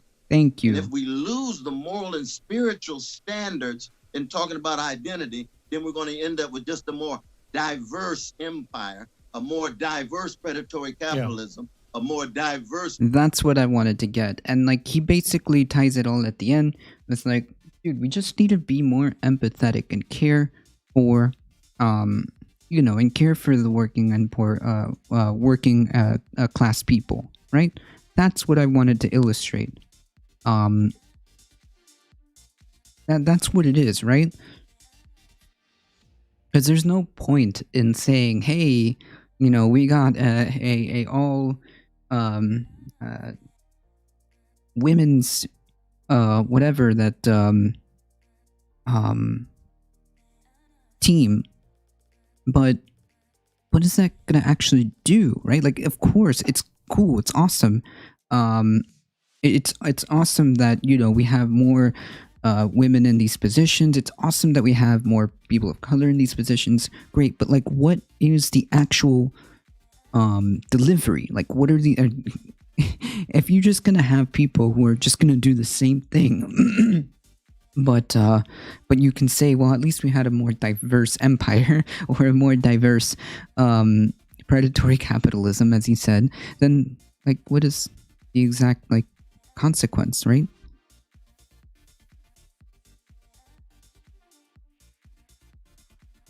An all women's team that supports abortion rights is not supporting women. I'm sorry. An all women's team that opposes abortion rights is not supporting women. Right. So like, yeah, great. Awesome. You have like an all women's, like, for just to give you an example, an all women's team that says like, well, women shouldn't have the right to an abortion. Like, so, I mean, okay.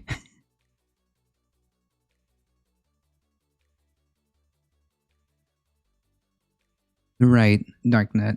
Joe Biden thinks progressive just means that old white guy.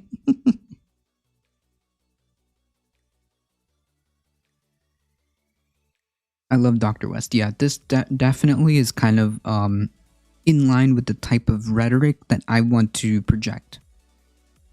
This type of this little like 16-minute segment is like the type of rhetoric that I want to project, right? The new Judge Tease? What is this? Who Patient Sloth, what exactly are we looking at here?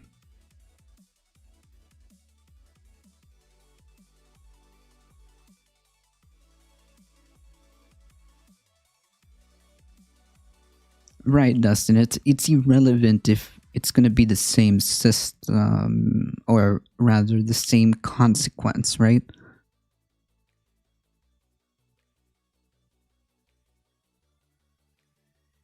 Hey, Old Growth Canopy, how's it going?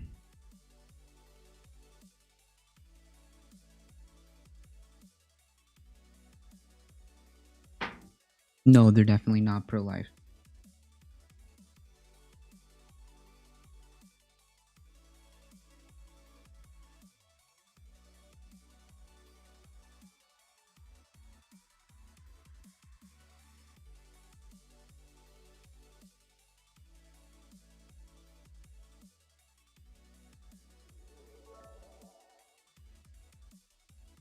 Hey, thanks for the biddies. I really appreciate that. Let me go ahead and make sure I thank Old Growth Canopy with 100 biddies. Thank you so much. I appreciate that.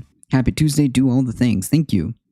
The new Judge Trump appointed as a woman, but I bet she isn't for women's rights. Yeah, she hasn't exactly been on a good track record when it comes to that. It finally looks like Trump is trying to invalidate the entire vote in Pennsylvania, but I didn't read it very closely. It seems... Yeah, but I thought... No, they're definitely not Darknet. It seems like... I heard that they were trying to do that, but didn't this get thrown out already? Like, this is attempt number 203,000.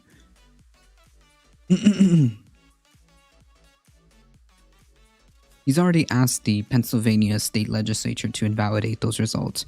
There was also a congressperson from Pennsylvania asking to see if they can invalidate those results. This is in response to the filing for an injunction. Okay, I see.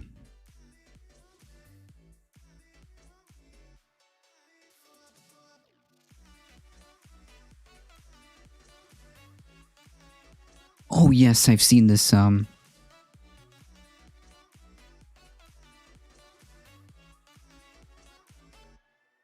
actually think this one's kind of funny, so I'll pause that for a second.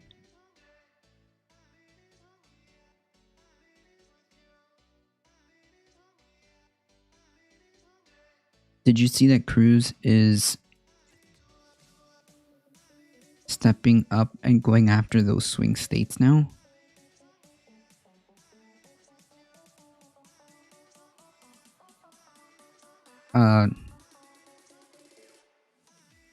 Wait.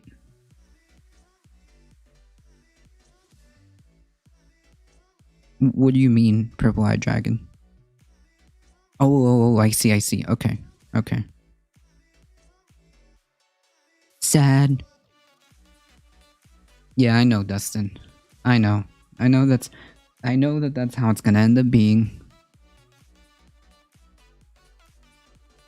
All the way up until January 21 of 2021. Yeah, petitioners just not later explain our remedy premise on a mass disinterest. Would accord with the due process clause, which requires a counting of votes in reasonable reliance to an existing invention. It seems like this is a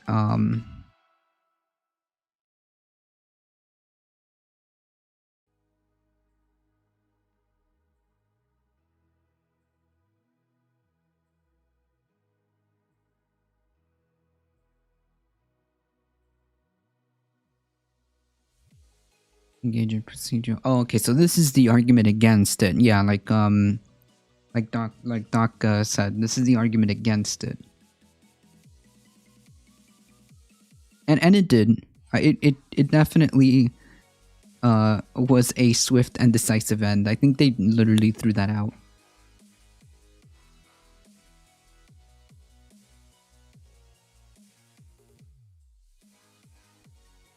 Wow, is that true, Jesse? Did he really say that? I mean, wow. That's right. It doesn't even do the job. It was like the one job it was supposed to have. The one reason, the one like logical reason why the founding fathers established an electoral college is to prevent someone like him.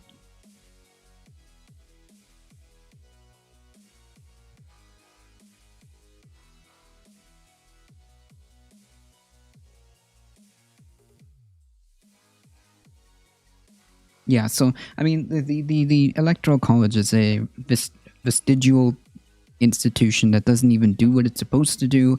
It's pretty much undemocratic, and it should just be as simple as whoever wins the most amount of votes wins the election. We do this with every single election. With every other election, I should say, sorry.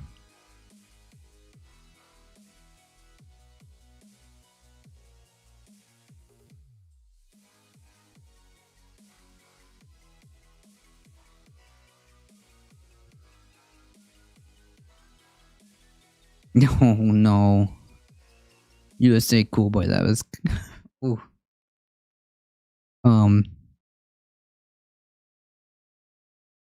Well, Cruz is a snake. I'll leave it at that.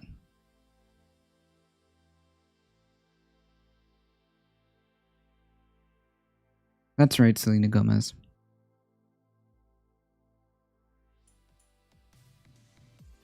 Probably tells you a lot, doesn't it?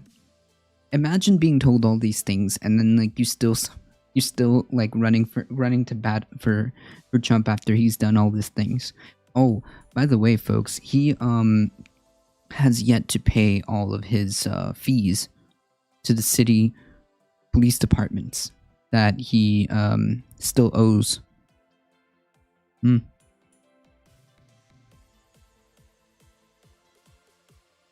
Yeah, so basically this seems like the argument against it. And to my understanding, this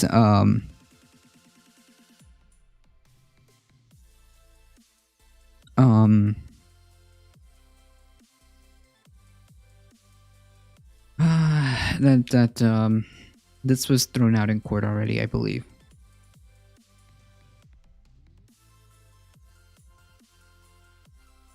I don't see how that guy gets votes. I don't see how Mitch McConnell was voted in either. So that's right, Doc.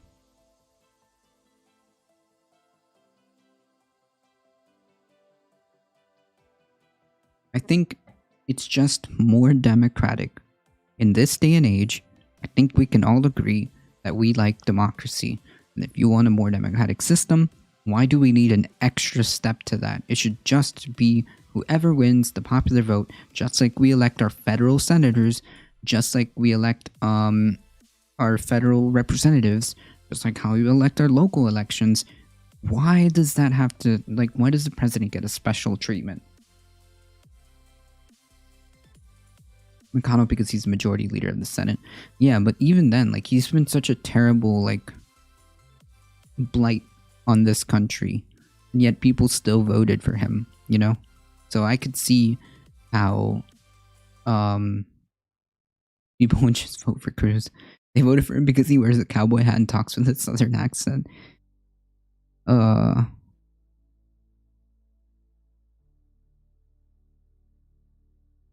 I've seen people discovering on stream that the electoral votes are not proportional per state, meaning you win the plurality by one vote. You get the whole state's electoral votes. Yep.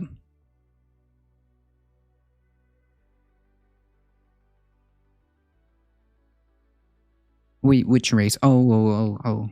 The Texas race.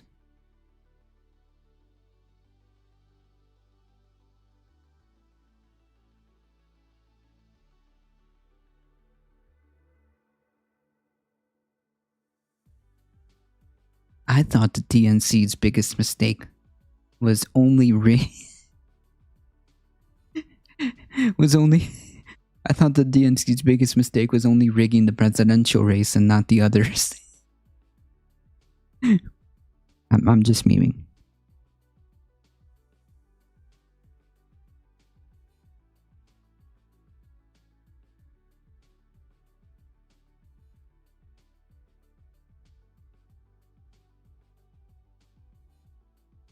I think DNC made bad calls on multiple races, true.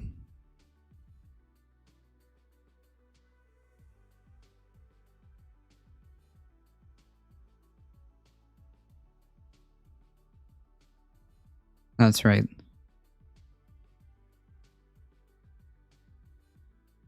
Yes, patience loss. I'm sorry. There's like 1 or 2 states that do split their electoral votes. All right, time for some candy.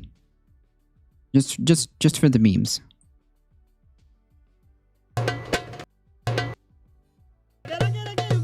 This is meme gold. This is meme gold.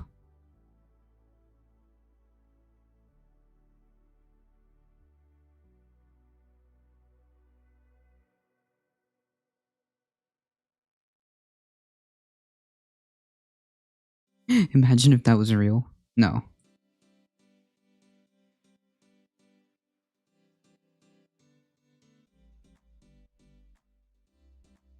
The DNC supports crap corporate candidates and it makes the surprise Pikachu face when they lose.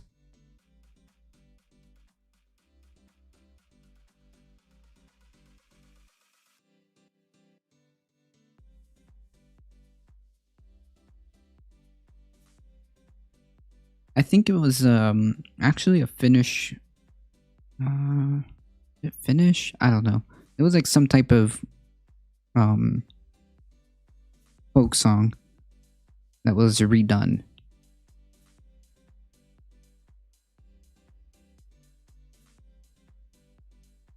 Except in states that have legislated that their EC vote would be proportional by popular vote, like Maine, Colorado, and Nebraska, I think.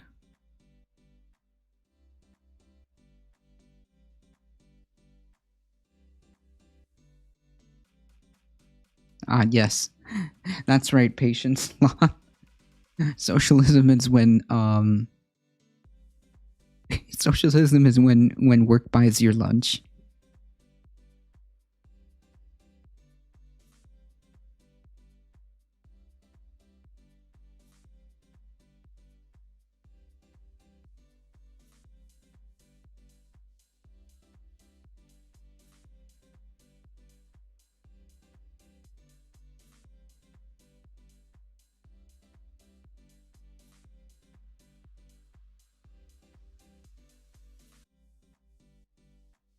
The meme song, the deep fake meme song.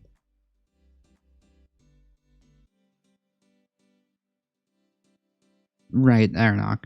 Socialism is when the government does things that aren't pro-military. The more things they do, the more communist it gets.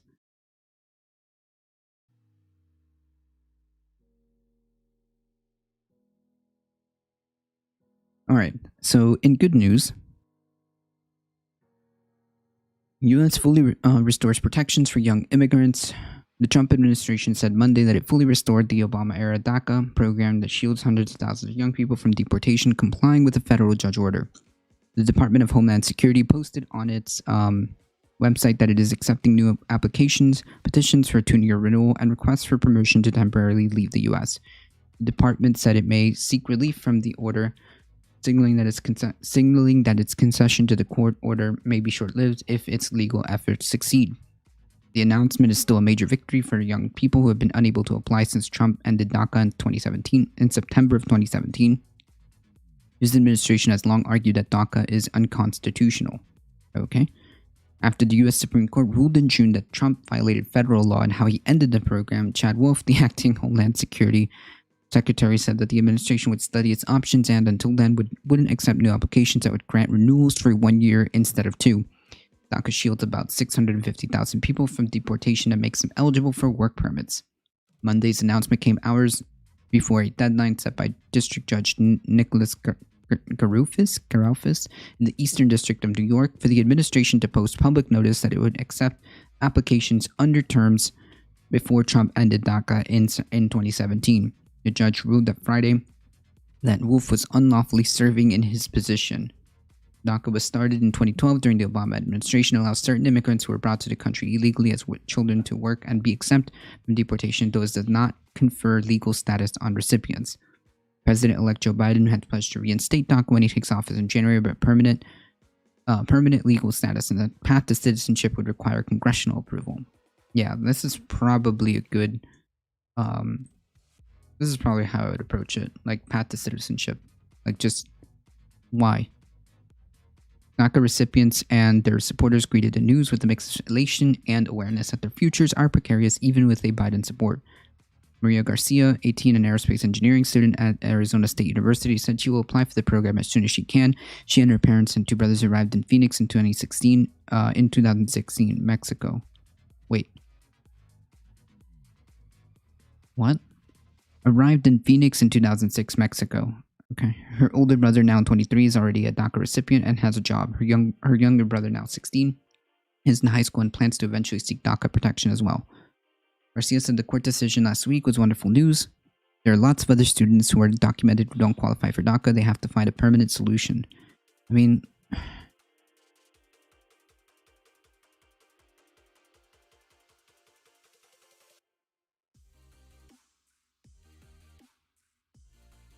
does that mean Trump is a socialist? Now he's going to veto the NDAA?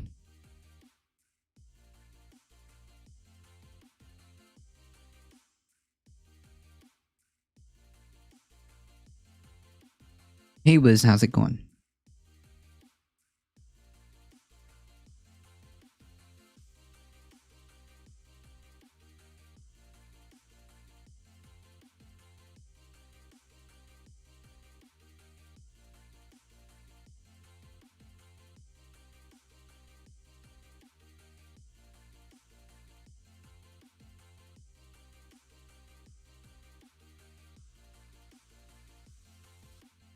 San Diego is preparing an application for a client who is putting final touches on our petition when Trump canceled DACA in 2017. Her feelings is, I'll do anything. I'm sick of being in the dark and I want to move forward. Hillary said she's inviting clients to submit applications before December 22nd when there's a key hearing in Texas in a lawsuit by several states challenging DACA's legality. There's just too much happening right now, she said. I don't want people caught in the crossfire. Well, it's good. This is definitely good news.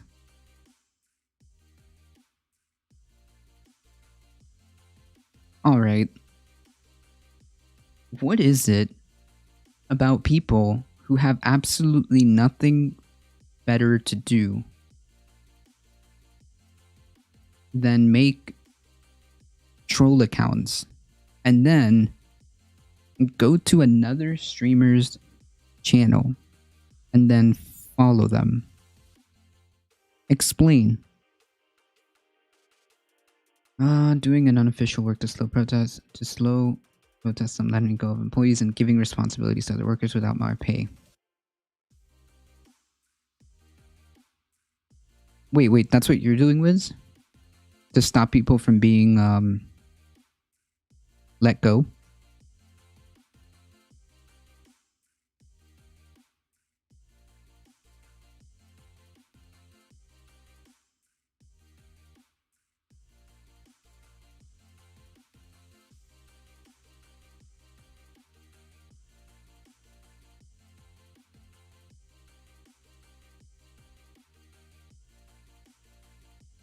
Oh no.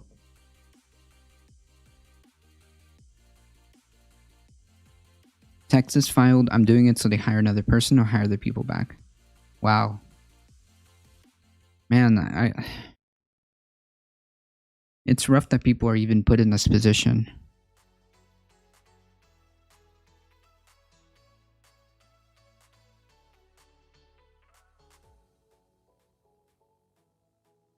I applaud this, Wizard.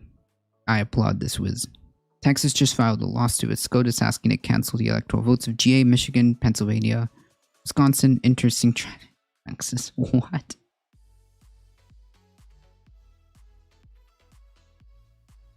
Wait. They just... Is this just brand new?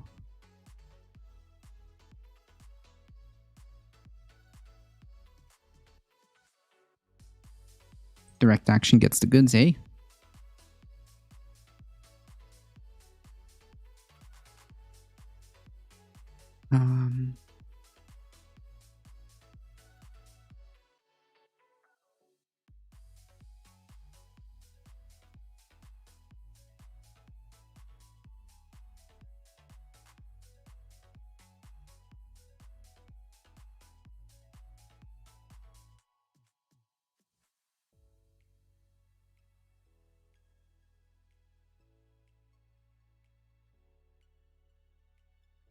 I haven't seen that headline, but if Texas really is trying to, who exactly is trying to file for overturning the results?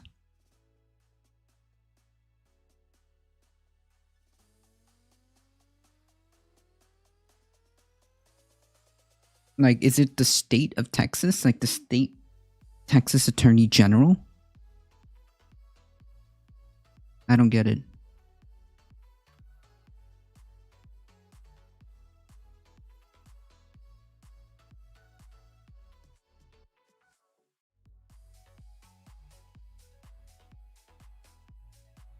Hey, no problem, Liz. Thank you for stopping by.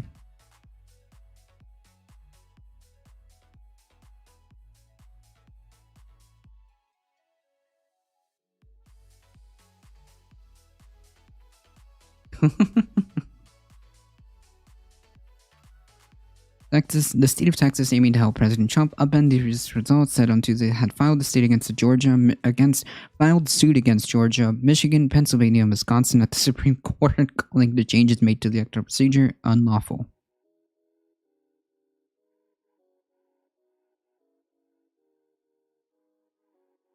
I live in Texas. Confirmed. It sucks.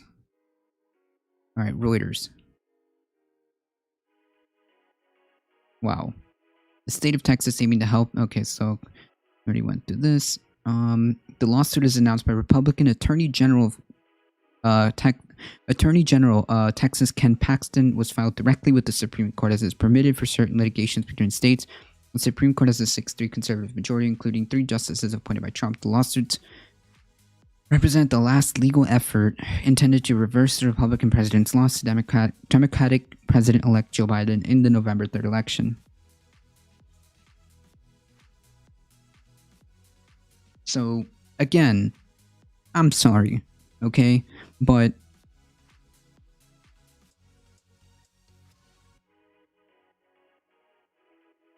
you can't tell me that you are the party of freedom, liberty, democracy, the party of the Constitution, when on every single level of your party, you are trying to undermine democracy itself, from local politicians, to state politicians, to federal politicians, to the President of the United States, and now even attorney generals from your party are trying to overturn the results of this election. I know that it most likely will fail. There's no real legal standing for this.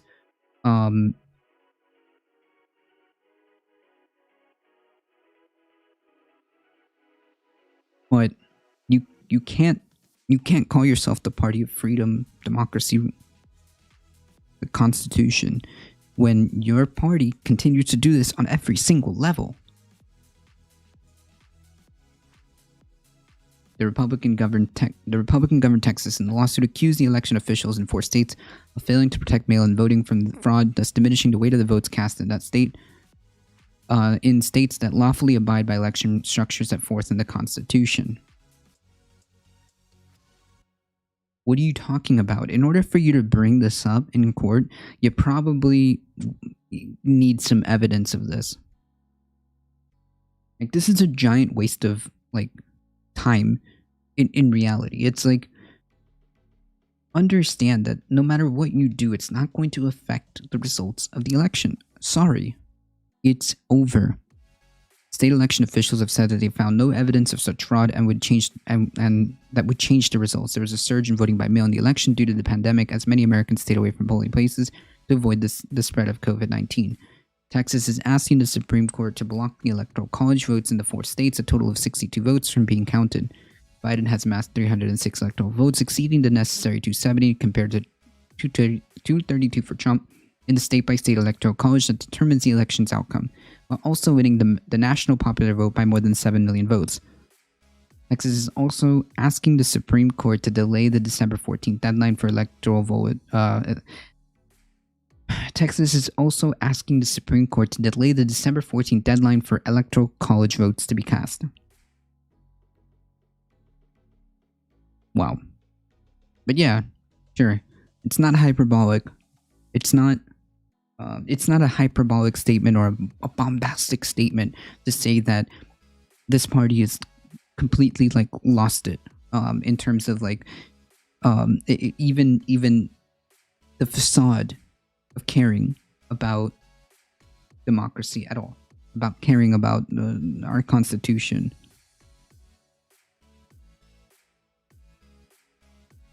You can't. I'm sorry. It's not hyperbolic. It's literally happening on every single level of this party.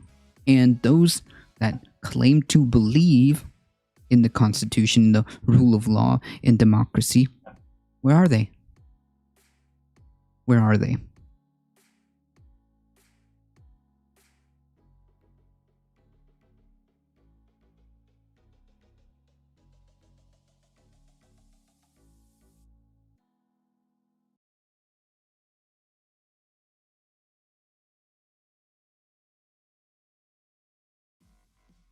Can you imagine the SCOTUS being like, good point, Texas, I will nullify the votes of over 20 million people. Ooh. I mean, for that to happen, it would be some monumental, like, failing. It would be a monumental failing of our institution, of the institute, what semblance, I should say, what semblance of institution our institutions are left. I mean, that would be a monumental failure for the Supreme Court without adequate evidence, without any real palpable evidence that something like on the grand scheme of things actually happened, and they would just on a whim cancel out the 20 million people's votes. No, I don't think that's going to. I mean, it's important to keep that in mind. It's important to be aware. It's important that it's illustrated very clearly right before our eyes who these people are. Who these people are.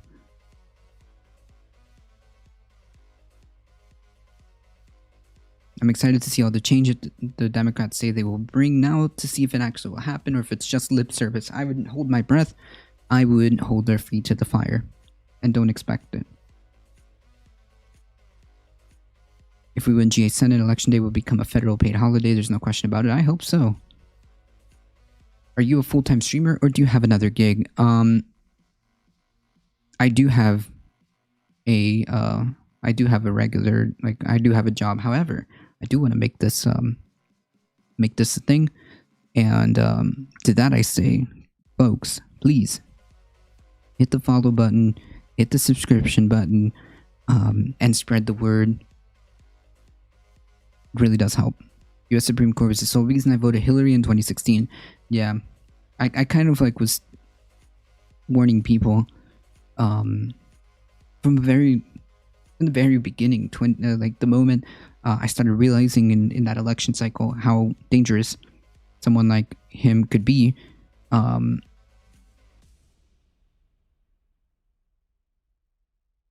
tried to warn people, as best I could.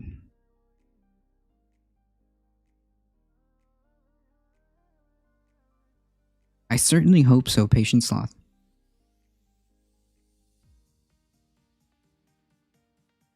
I hope so. I hope so.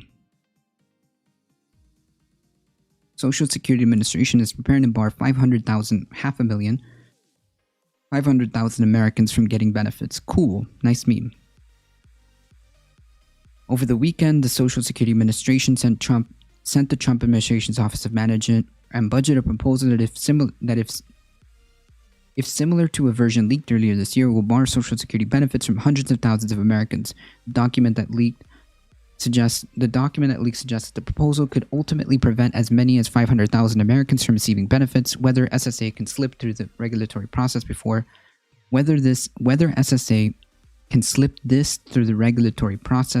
President-elect Joe Biden's inauguration may depend on whether SSA and OMB respect the formal regulatory process. Yes. Just as they were able to quickly nominate a Supreme Court justice in record time, I don't see how this would be an issue for them, considering how much they care about formal regulatory process.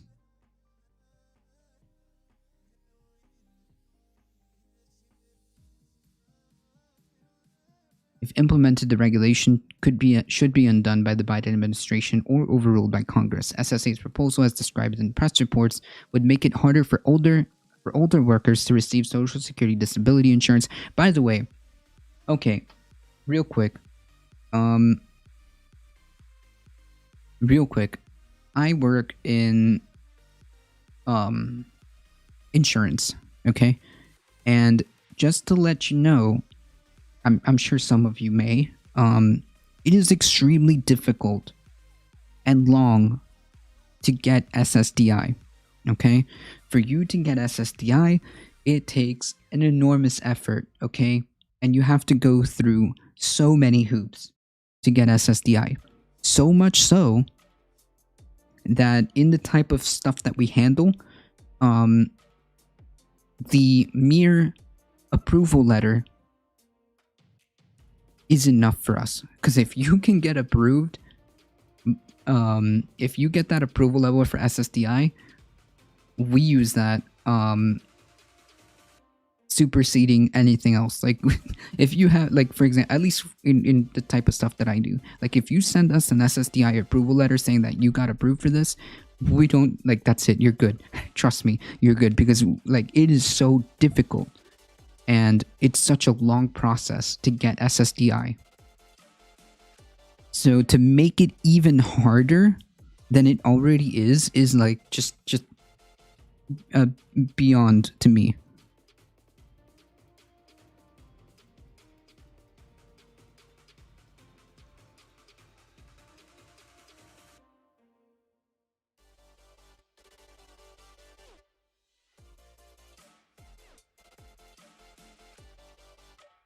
Yes, it's almost impossible to get SSDI. It's extremely difficult. It is unnecessarily difficult to get SSDI.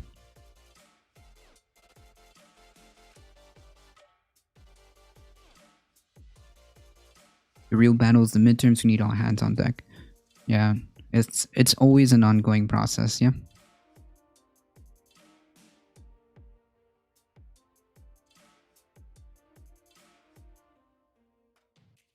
Hey, all kinds of BS. They try to kick people off SSDI every 2 years with those renewal papers. Yeah, and it's extremely difficult. It's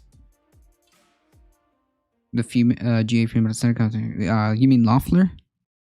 You mean insider trading? Loeffler?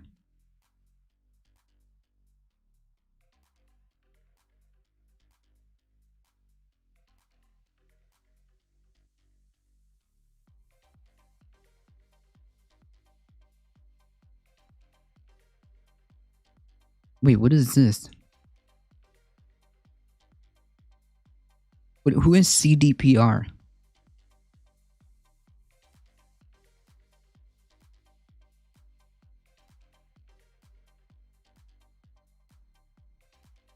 SCOTUS won't do anything drastic. Their authority to interpret concepts based on mostly conventions. So if people of their image of non-partisan or shadow would get challenges to that part are true. Oh. CD Projekt Red. Okay. If this wasn't already damning, that's the biggest game of the year, shipped with unavoidable epilepsy triggers somehow sneaking past console certification. Fans of the company are now sending more seizure triggering videos to the reporter who brought this to light. What? Who authorized this? Did they not realize, like...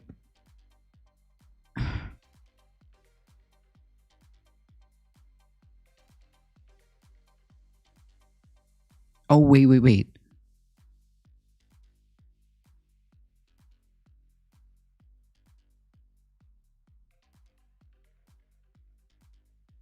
Their new game literally recreates an epileptic-inducing light test on purpose. What? That's part of the game?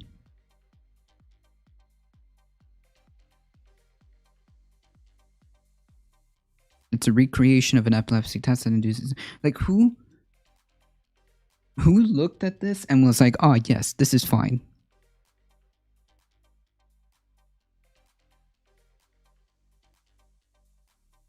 What? Who approved this? That's true, Aronok. There's a massive amount of work that goes into just existing as a poor person. I know. I hear the stories all the time.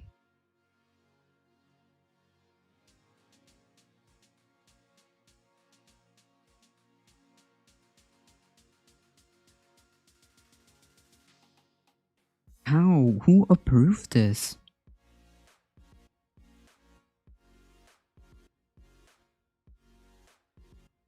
They don't treat their workers well? Yikes.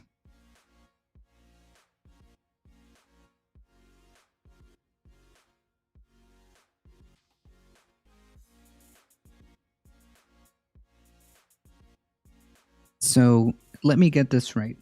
If I read this correctly, the designers or the game development people let a epilepsy like recreation test lie within the video game itself. So people who suffer from so people who suffer from epilepsy actually cannot look at this. Like, they actually cannot play this game.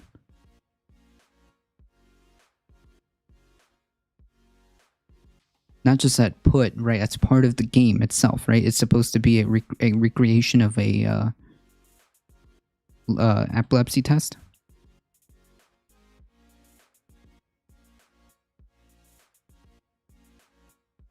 I think that's oh, okay. I see. Epileptic inducing test. Like, why? Who does this? Who does this?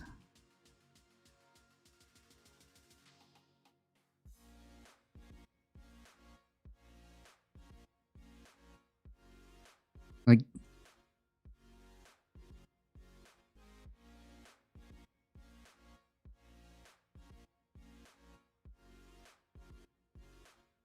not only that, but it's super dangerous. Couldn't they be held liable?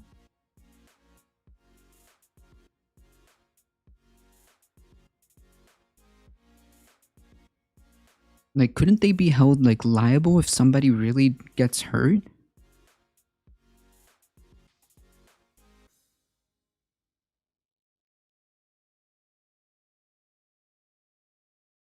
Oh, not if there's a warning on the screen like COD games. Oh.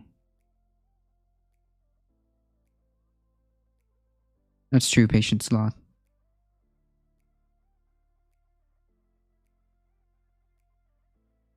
Oh, that's just so cringe. Why? Why do you need to do this?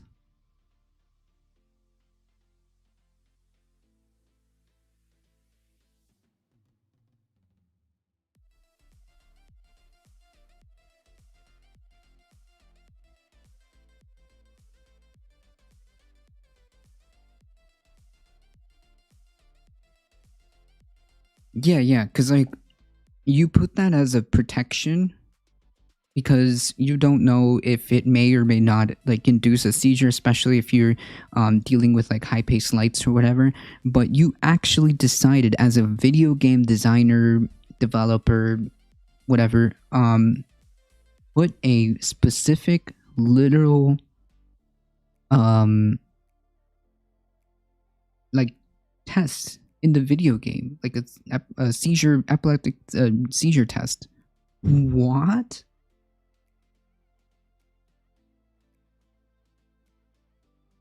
As a designer, it bothers me to no end. If you really need that in the game, at least put it in a setting to turn it off. Yeah, or something. But like, does that? I don't know. Which Pokemon episode? Very weird. Which Pokemon episode?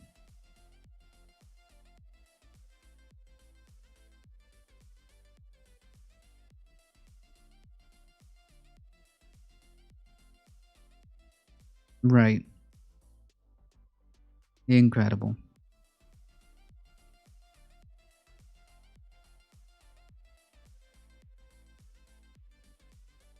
Well, that's unfortunate.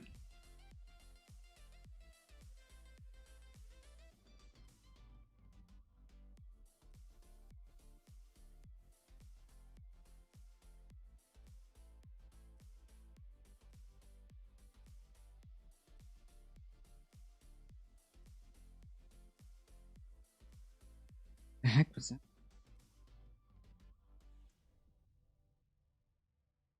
Okay.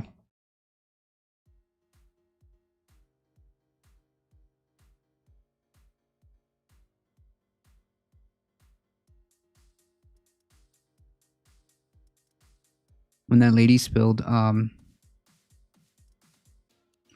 coffee on herself at McDonald's was the turning point for waiving our safety rights away. Or just don't play the game that causes problems for you. Yeah, but you don't know that. Like, have you... You don't know if you have epilepsy or not. Sometimes, you just don't realize it, okay? And furthermore, it's not going to significantly impact like the same. You just did it to do it, right? What about seeing another generation come with one generation? That is, the Republicans are just sort of, oh, it's going to be smaller and smaller. We're on the cusp of massive change. It will not happen under the Biden administration. This will be a slow roll, but the next administration, maybe the current one or the 2022 midterm swing, blue, we could have control of the Senate and the House for years to come. We'll see.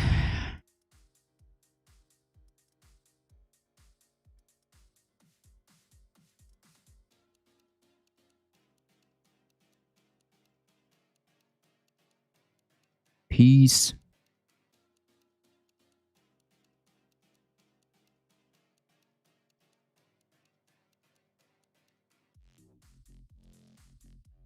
Like, imagine still insisting on this, even though, like, people are advising you that sometimes you don't even know that you okay, it's not even worth having this argument. An early Pokemon had a battle that induced seizures in kids in Japan. Never to be broadcast again. It was an accident. Well, yeah, that's different. This is like actually purposefully using a test to induce that, right?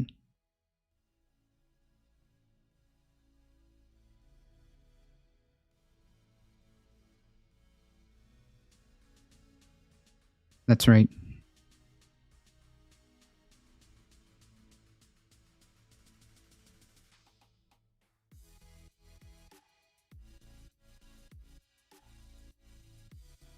Yeah, it's also very lazy.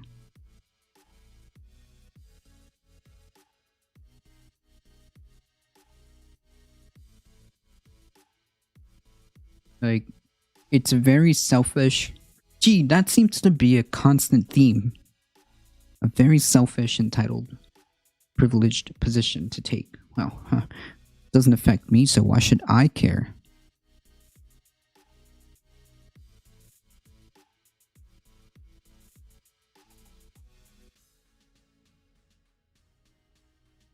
Yikes.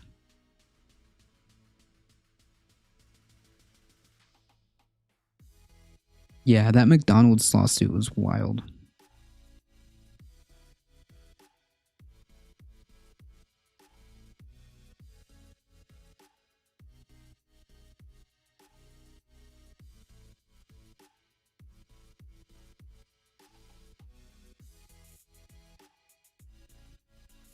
I wonder if the epilepsy-inducing sequence was put in by a disgruntled employee who has suffered from years of overtime and decided to fuck up the company? Who knows?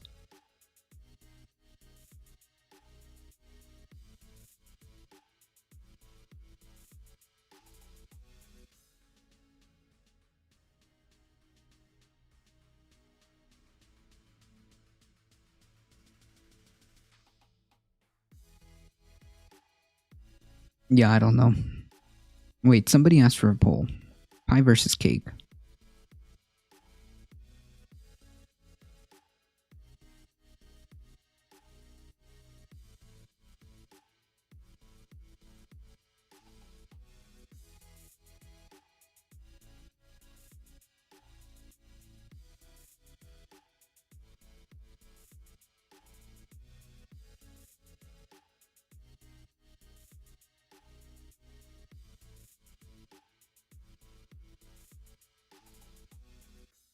Yeah.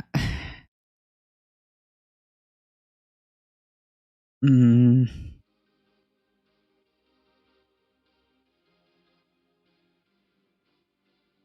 well, at the very, like, bare minimum, it, like, what was the exact purpose of doing this?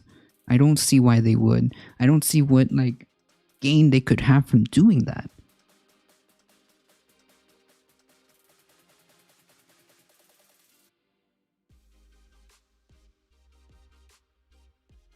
Yeah, well, if they're intentionally, I guess you could argue that if they hid it, or if they didn't put labels, or they didn't warn people, then yeah, I would absolutely agree with you. And it's for such a minor aspect against for calibrating something. What? And it's a mandatory part of the game. Wait. So, like, you couldn't make something else? And you couldn't make something else? Like, when you start a video game and you, like, do your controls and stuff like that, like, there's so many different things that you could do. Jesus Christ. Anyways. Cringe. I don't know why they would do that.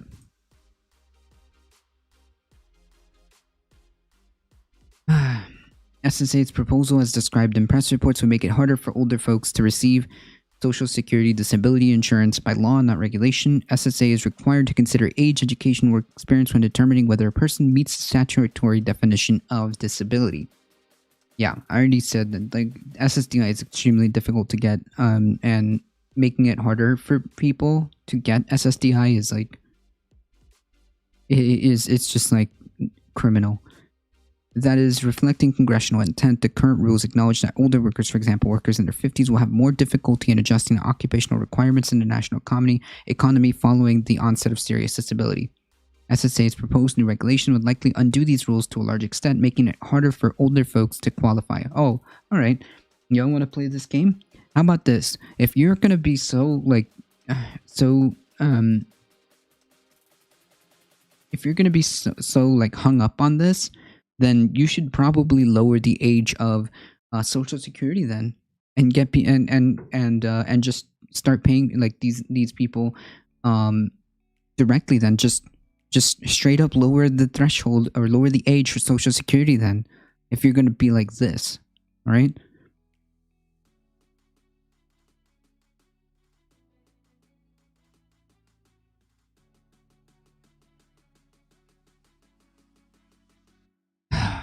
But the issue is really not complicated. In a study published in the Journal of Disability Policy that studies this year, I conclusively show severe health problems are widespread, widespread among not only SSDI recipients but also among applicants denied SSDI. Oh, oops, I'm sorry. I expect the SSA to use a lot of misdirection and fiction to sell this proposal. The effort will likely center on the buzzword modernization. This agency will suggest that modern economy provides many jobs that even a displaced and disabled older worker can do. Cool. Nice meme. So if you really think that, maybe you should probably lower the age of Social Security. Widespread health problems among SSDI applicants lead to very limited participation in the modern economy. About 73% of denied applicants have little to no earnings, less than $100 a month. Labor market success is even less common among those who are awarded SSDI. Further, labor market success, while still uncommon, is more likely among younger SSDI applicants and beneficiaries. Hence, the need to take account of older age as reflected in the law and current SSDI rules. In short, SSA proposal to tighten SSDI benefits failed to even advance past a very basic question about the suggested policy. What is the point? Yeah, thank you. Thank you. What is the point? Looking at recent modern data, the current system routinely denies benefits to older individuals with serious health problems and diminished prospects in the modern economy. Amplifying these outcomes by trying to get even more denials is not a rational policy approach. Yeah. The proposal would also exacerbate inequality in the United States along the lines of race and income. More than 25% of denied Social Security disability applicants are Black. A percentage that far exceeds the percentage of African Americans in the overall working age population. Additionally, 40% of denied applicants live in poverty. Cool. Nice meme.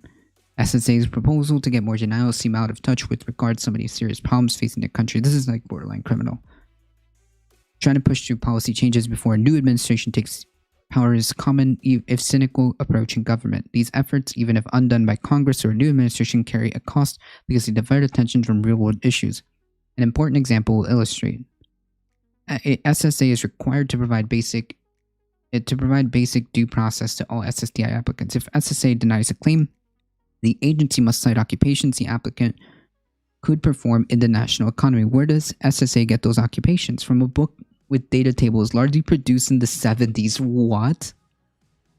Oh my goodness. And the book, called The Dictionary of Occupational Titles, lists several now defunct occupations that the agency asserts denied claimants can do. For example, SSA commonly asserts denied claimants could work as dressers. What? The Dictionary of Occupational Title says this work involves addressing by hand or typewriter envelopes and cards. So you mean like a secretary? What? What kind of nonsense is this? SSA assertions using the DOT, such as the claim that there are 200,000 people employed full-time in the U.S. addressing envelopes by hand, has been met with skepticism by federal courts. No kidding. The courts will eventually strike down SSA use of DOT, which will imperil the agency's ability to even process disability applications. The legal risk associated with DOT motivated SSA to ask the Bureau of Labor Statistics to collect recent data on modern occupations. That effort was a success, with BLS with BLS collecting the first new data on occupational requirements in more than 40 years, but implementing the data from that crucial project stalled in 2018 when SSA told its Inspector General that it would first modernize its disability policy before using modern data. A fair reading of this is that an effort to improve the disability program through better data was hijacked by the agency for the purpose of getting more denials in the system.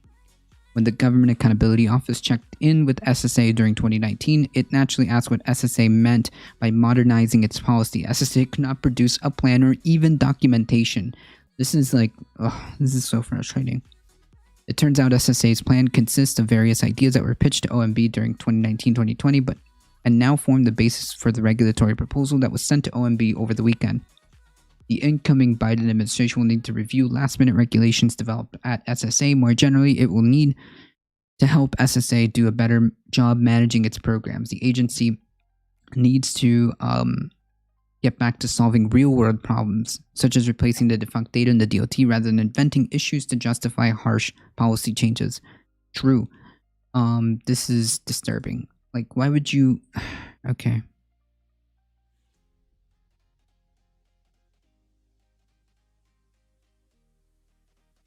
COVID is going to create more SSDI applicants with so many people facing long-term health problems. That's true.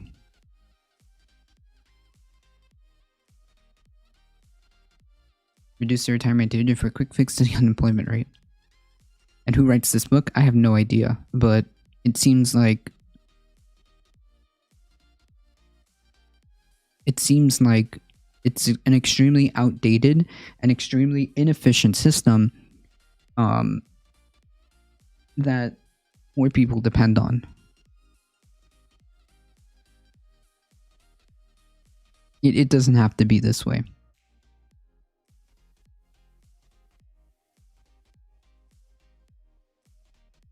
It does not have to be this way.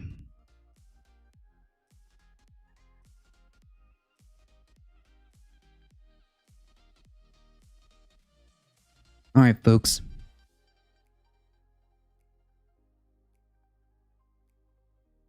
We would never have a problem funding Social Security if the taxable income cap was raised in this country. 130 cents limit of pay on SS. A small business owner pays in the same amount as must currently. It's foolish. True. It really is like bizarre. How could you have a limit? Like, what? I'm a licensed practical nurse. I work in rehab, long-term care. Oh, stop.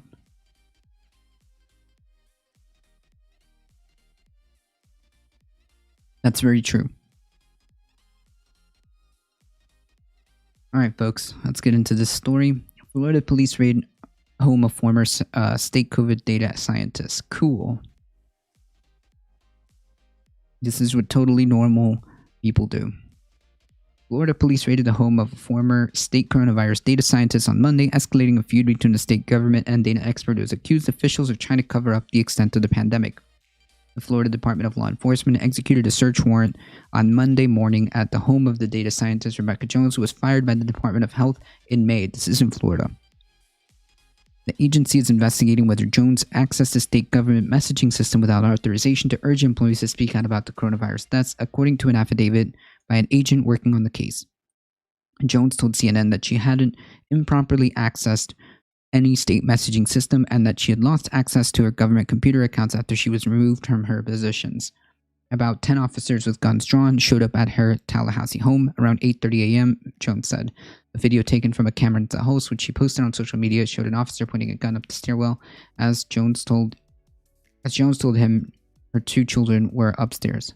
Jones said that the officers pointed a gun at his 2-year-old, 11-year-old, and her husband, who she said were in the stairwell, though the video doesn't make that clear. Either way, like, why? Officers also pointed a gun 6 inches from my face and took all the computers, her phone, and several hard drives and thumb drives. Yikes. Greta Plessinger, spokesperson for law enforcement department, said the agents knocked on Jones' door and called her in an attempt to minimize the disruption to the family. Jones refused to come to the door in 20 minutes and hung up on the agents, and Jones' family was upstairs when the agents did enter the house. Plessinger said she didn't respond to questions about why the officers drew guns. Yeah. At no times were weapons pointed at anyone in the home, Rick Swearingen, the department commissioners, had in a statement. According to the affidavit by an investigator with the department, an unauthorized individual illegally accessed a state government emergency management system to send a group text message to government officials last month, urging them to speak out about the coronavirus crisis. It's time to speak up before another 17,000 people are dead, the message said, according to the affidavit. You know this is wrong. You don't have to be a part of this. Be a hero and speak out before it's too late. Officials traced the message, which was sent on the afternoon of November 10 to about 1,750 recipients to an IP address connected to Jones' house, the investigator wrote in the affidavit. Jones told CNN Cruzcomo on Monday night that she didn't send the message. I'm not a hacker, Jones said. She added that the language in the message that authorities was sent was not the way I talk and contained errors that she would not make. The number of deaths that the person used wasn't even right. They were actually under about 430 deaths. I would never round down 430 deaths. Among the device taken by officers were flash drives that Jones told CNN contained proof that state officials were lying in January about things like internal reports and notices from the CDC, as well as evidence of illegal activities by the state. She said that she accessed those reports legally and some had been sent to her by other people after she left the state government. Jones said that she believed the raid on her home was orchestrated by Ron DeSantis, she's publicly accused mishandling the pandemic. I mean, like, we don't really necessarily need to go that far to think that someone like Ron DeSantis, who's been lying about this, wouldn't be out of character, right? People accept things over there. We have to be creative and maladjusted. True. Thank you for stopping by, Larry Weird. I love when some real sketchy shit actually happens in our government and conspiracy theories don't bat an eye.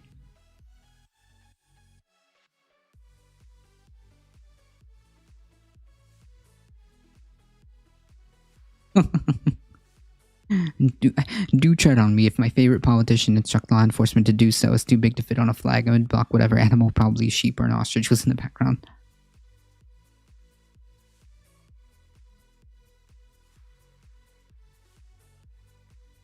She has a right against illegal search and seizure. That's why a judge has to sign off on the warrants. Yeah. Sure. The alleged infraction is that she unauthorized wait, how do I word this? How do I English? She illegally accessed information that was from the state without authorization, okay? And the preliminary evidence to get the search warrant was that they somehow connected the IP address to her. Now, I'm sure this is going to have to be resolved, and the state is going to have to provide proof that she actually did this, right? Either way, I think that this is pretty disturbing. Jones, who helped build the state online coronavirus data dashboard, was fired in May in what she argued was a retaliation for her refusal to fudge the numbers and minimize the scale of the outbreak. She has publicly alleged that a superior at the department asked her to manipulate the state's data to make it appear Florida was closer to meeting its reopening targets than it actually was. Yeah, this has happened, not just here in Florida. Thanks for stopping by, Selena. Happy holidays.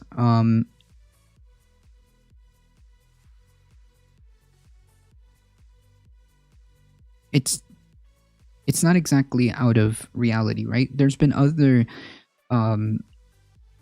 reports of governments fudging their numbers, right? So why wouldn't it happen here in Florida? There's the state, the federal government, indeed, also was trying to play around with statistics.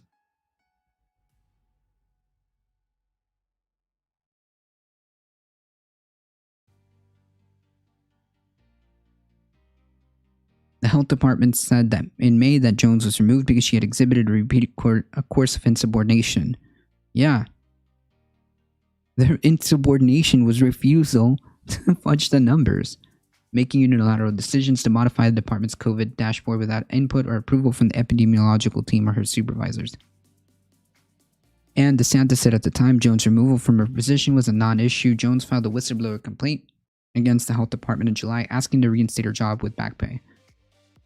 She also launched her own online dashboard of Florida coronavirus data website that ran off one of the computers. A website that ran off one of the computers seized Monday. She said Jones was previously charged with stalking last year after allegedly posting explicit photos of an ex-boyfriend online, a criminal misdemeanor. That case is still pending. She told CNN the case involved a blog post she posted in an online group. A woman who had been in abusive relationships. On Sunday, defense attorney for Jones filed a motion to withdraw the case because he learned an immediate family members involved in an active investigation of Jones, though he did not share details. When DeSantis discussed Jones' firing in May, he referenced the alleged stalking case, said she should have been dismissed long before. Wait, so you can't conflate these two cases, okay?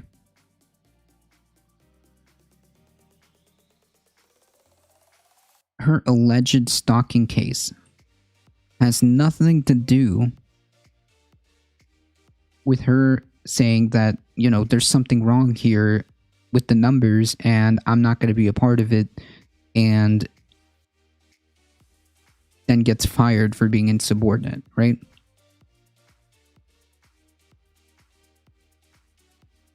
I just think that this is the type of era we live in, right? Where something as simple as like numbers are a problem to come to grips with. And I think that if we are to move forward from this type of era, I urge people to be objective and to not necessarily listen to everything politicians say, right? It's just like, please, these are data scientists, these are medical health professionals, these are climate scientists, like in terms of like the different issues, right?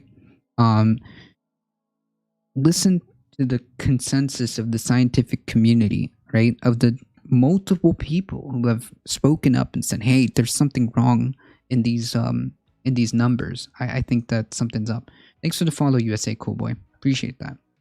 There's something wrong with these numbers, right? And it's not just her in Florida. There's been other states. There's been even issues at the federal level where they've been asked to kind of paint things in a better picture than they really are, right? Playing statistics. And that's why I urge people not to listen to the politicians. There's no need for that when it comes to science and just reality. Like, reality is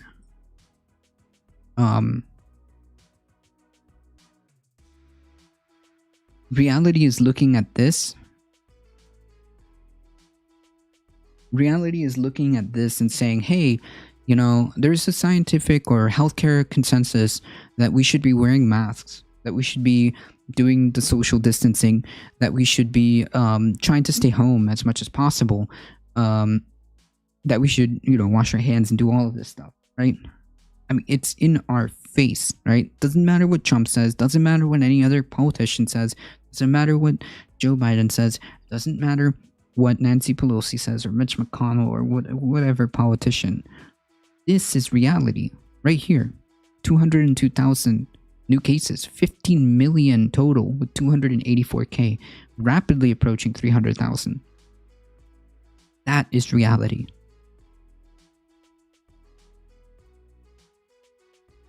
That is reality. All right, folks, it is 12 o'clock p.m. I'm going to go ahead and start heading out. I believe Ben is still on. Let me check here.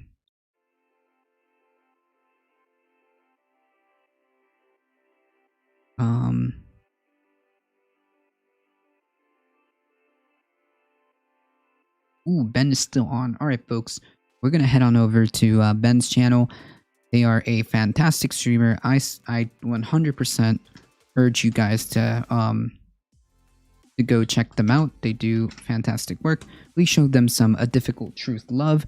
We're going to head out here. Thank you guys so much. I really appreciate it. Thank you, Alio. You have a good day as well.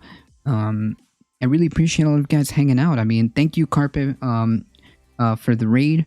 Thank you for the host. Thank you for all the new follows. USA Coolboy, Echo Man, Sherry, Strange, Charm, Quarky, Thank you so much for the subscription, Atlantic World Jesse. I appreciate that. Jay Carey, thank you for the follow. Thank you for the follow, General Strike. Thank you for the follow, Ugly Truth. Jaro Lee, thank you for the follow. Thank you for the biddies, Old Growth Canopy, 100 biddies. Thank you so much. I appreciate that. Again, guys, thank you so much. If you guys enjoyed the content, hit that follow button and head on over to our YouTube and just smack that subscribe button. It really does help us out. Thank you guys so much. I appreciate it. I'll be back tomorrow, 9 a.m. to 11 a.m. Eastern Time, doing the news and politics. Today I got to stay a little bit longer because I'm not working today, but tomorrow 9 a.m. to 11 a.m. Eastern Time, doing news and politics. I'll be on at 8 p.m. to Evan Fonzie's channel, so you guys can check Evan Fonzie's channel. I'll be there speaking with him, which I am very thankful he invited me onto his channel, so I'll be there. Thank you guys. As always, please stay safe. Please take care of each other. And as always, I love you all, and I hope to see you guys in the next stream. See ya!